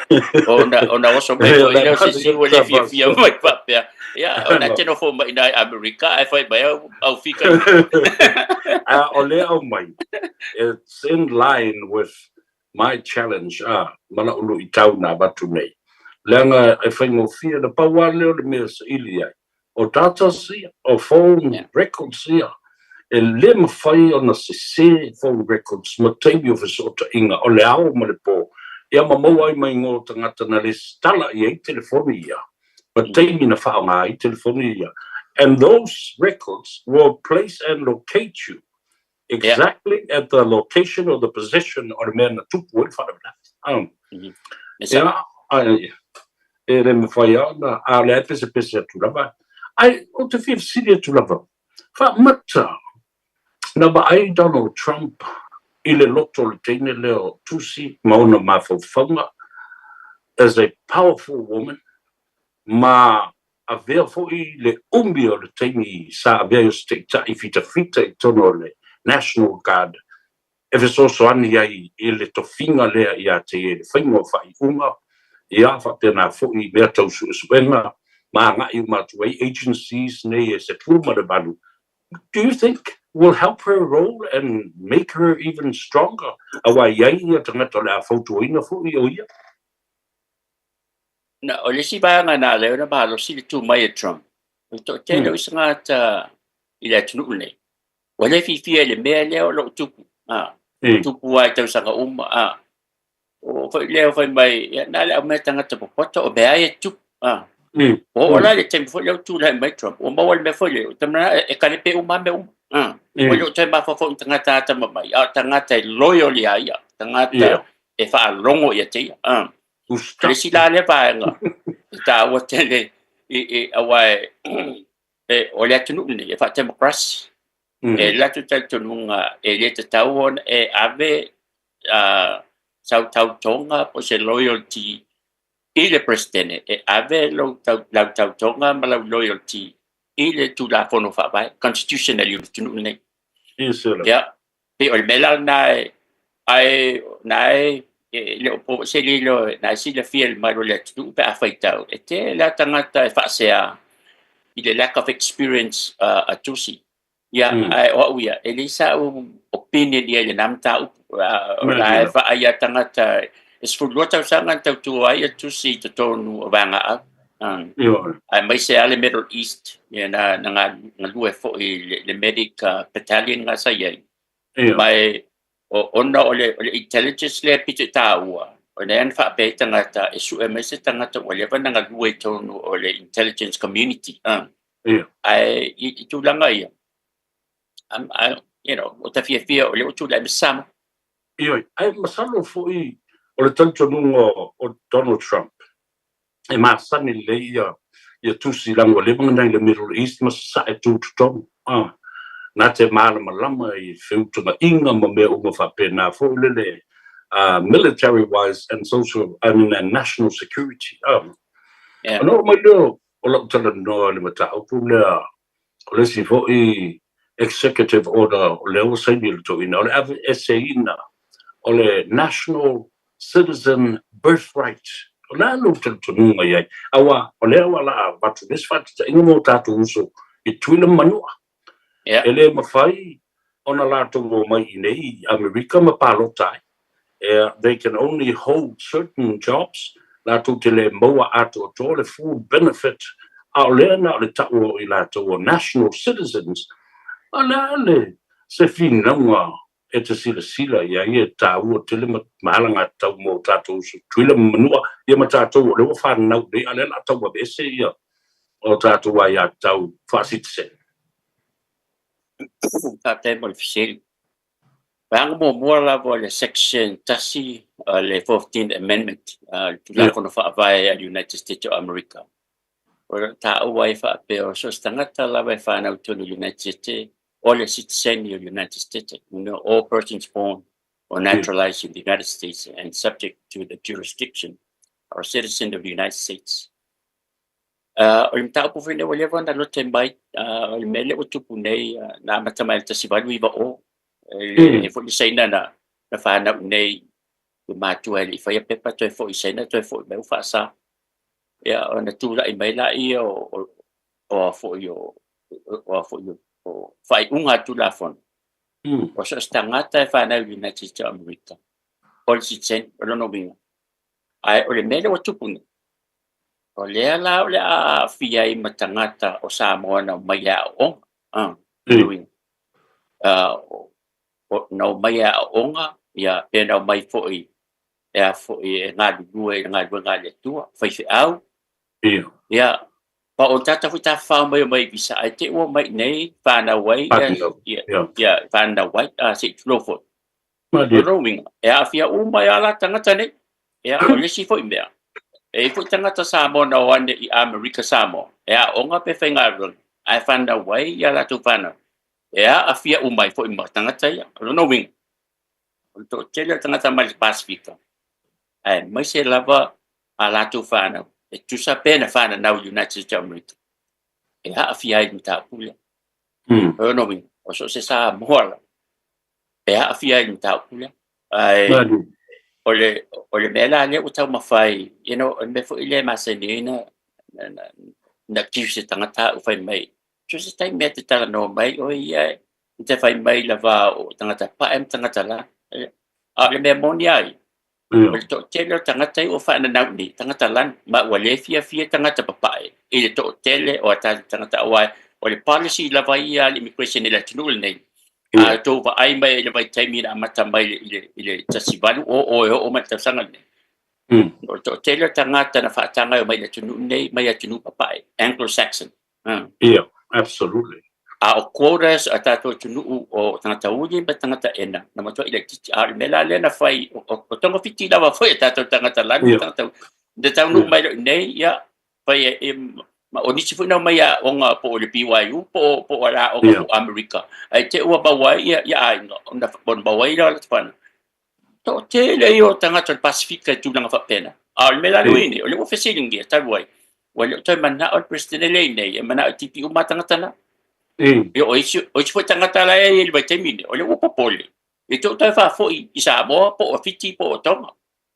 ile tu la kono ne ai le ngata la le na wala fina wala na fai foi New Zealand ele entitled ia su ngari I foi le birthright to stamititi e overstay as umalo ngari ai fa na o tamititi o na o le tamaititi e mafai ona se tseni ai na o tula mai foi tula fono na o va fsiringia a fai la le se tseni le pepe ele fa pena fa na ile va o le va ni mo ma la ile le na la yo na to ya mana ia lo ina wa ave mata o pole International Convention the Rights of a Child mai o America foi ina le la babbe na la to foi le mele na le chipot e au no ma le fai o le ya tawul tangata ma le ngari e aventa o pul famsinonga on fa so mai la ile o baba e to foi inisi o to tele famsino na to fia foi Trump ina lo le le federal courts ma le fo wa matona na la to le usta I polo ingol executive orders ina saini o mena lo yeni o le wa ifa ia executive orders o le wata hafi me e famsino ifa na sila fia three co-equal branches judicial legislature me executive wala la wata hafi me famsino ia me im ta upuia awa o le sibang o le birthright citizen ele ma fai ona subia le president si bangan na tolu vai fa o le senate ma le maoto sui ona tuula ia ele atunu e tu mai ele tolu vai fa o stete italiana to a sui la ia o le fono fa vai le tune so melano ma le fa tai ke le level fia telendo ma le o e mata upuia no mana tuta te fa soye ya ai o le tataimi ya ye foi fuanga le fia fine au te manatu aftai I lo taimi ma le tau whāti tala I lau fionga. Ma lama mai fo I le tāpua I ngā le tōna. Tātou mo tunu I Samoa ma New Zealand ma tātou uso fo I tuila ma manua. Ia mai lātou o lea ua lalam papa au I Hawaii. Ia ma I nā I le malo tele. E tau na iai I lo nātou polenga ma le whaiti tenga. O I whaitou pepa ma tō naturalization ma tula fono I tau ni whai. Ina ia one o tulsa lalo tano Trump ia te tau.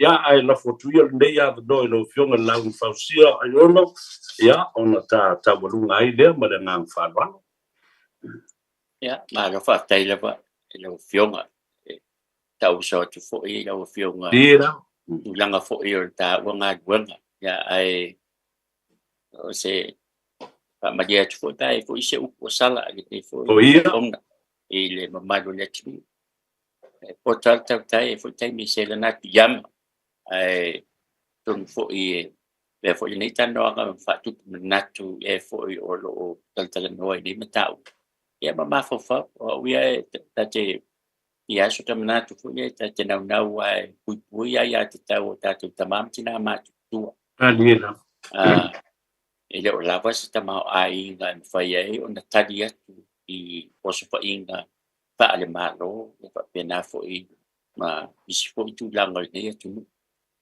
ia ai Samoa o le whaatai fo I lo whiong pista si fo imban o le tātu li tio nei fo I fiafi e fo ale no fa fo ma fo fo I le tunu pele ai o le nei fo I fiafi ia whaatai ia fo I mo le ava noa ia pi ia pele atua whaatai lava sta sama ia le lei whaatai ia Samoa o se Paenga le nao le whapoponga o ngā ngai fo whaiva o Samoa. Ia mara tātou tāno awa wai, munta I toi tāli tātou tāno awa le astonai.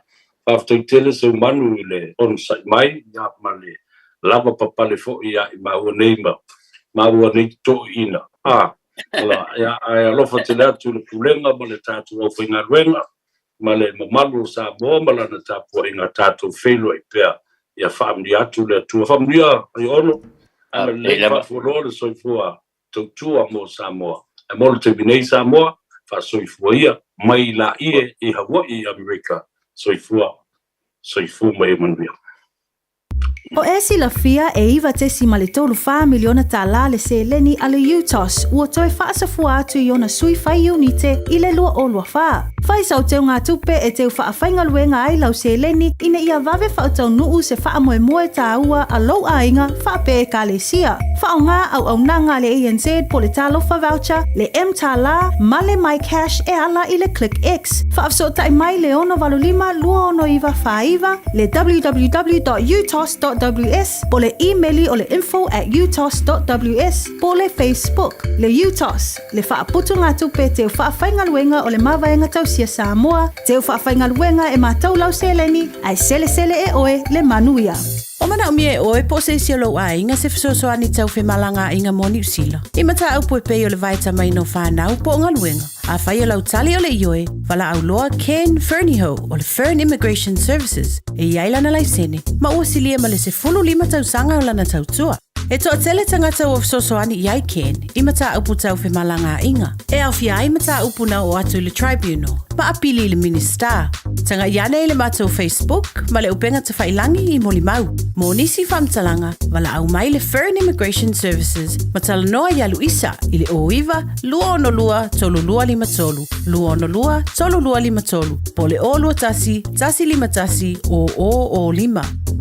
E fia le mona rentals se whaalau ilo antula na whaapitoa mole masido Februari mamati. E losful pa se neua pa umaulalo ai le tongi pe antolu aso pe silia tu foile whaongaina. E te whaongaina i so se taavale. Ma mawailo avado i le se i e awhe tala Samoa i le whai unga o le masina. E mawhai ora pikila taavale mai le malewa lele i whaleolo. Polo tanto ofisa autu i ala fua. Pe mamuli atu foile whaletali malo o lo e wha mautu ai. Ai ngā whaapitoa. O lo iaia tanto insurance e te fili mai ai. Ina nei tupu se whaalawalawe ai olo o iai le whaamama awenga. Mara tuolo iai le tātou account i New Zealand pe lafo sa fo i le moana e whao ngā i le Pacific Easy pe whao ngā fo i lau credit card e whaatino i le tongi no lo sa. Mori si whaamatalanga wala au le Pacific Easy i le ovalu se lau o tasi onono. Pe asi le tātou Facebook o le Moana Rentals o le upenga ta whailangi o le moanarentals.com. Moana Rentals o lau paanga e taitoloina oe a o e malanga asiasi i Samoa. Wana whai o na awina atu le polo kalame, a le awa uli mafufunga mua. O na o le lango maalosi a le Galaxy Childcare.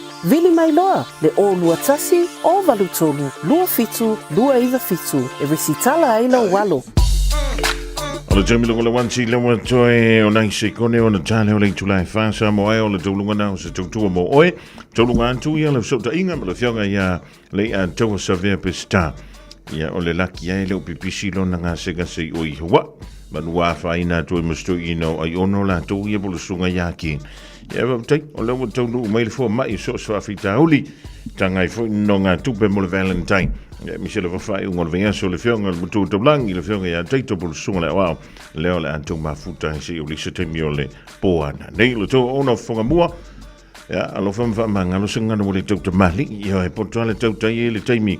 Ia sa wai le awala alai whaafurisa le whai aise tu lau le whaafunga le aturo.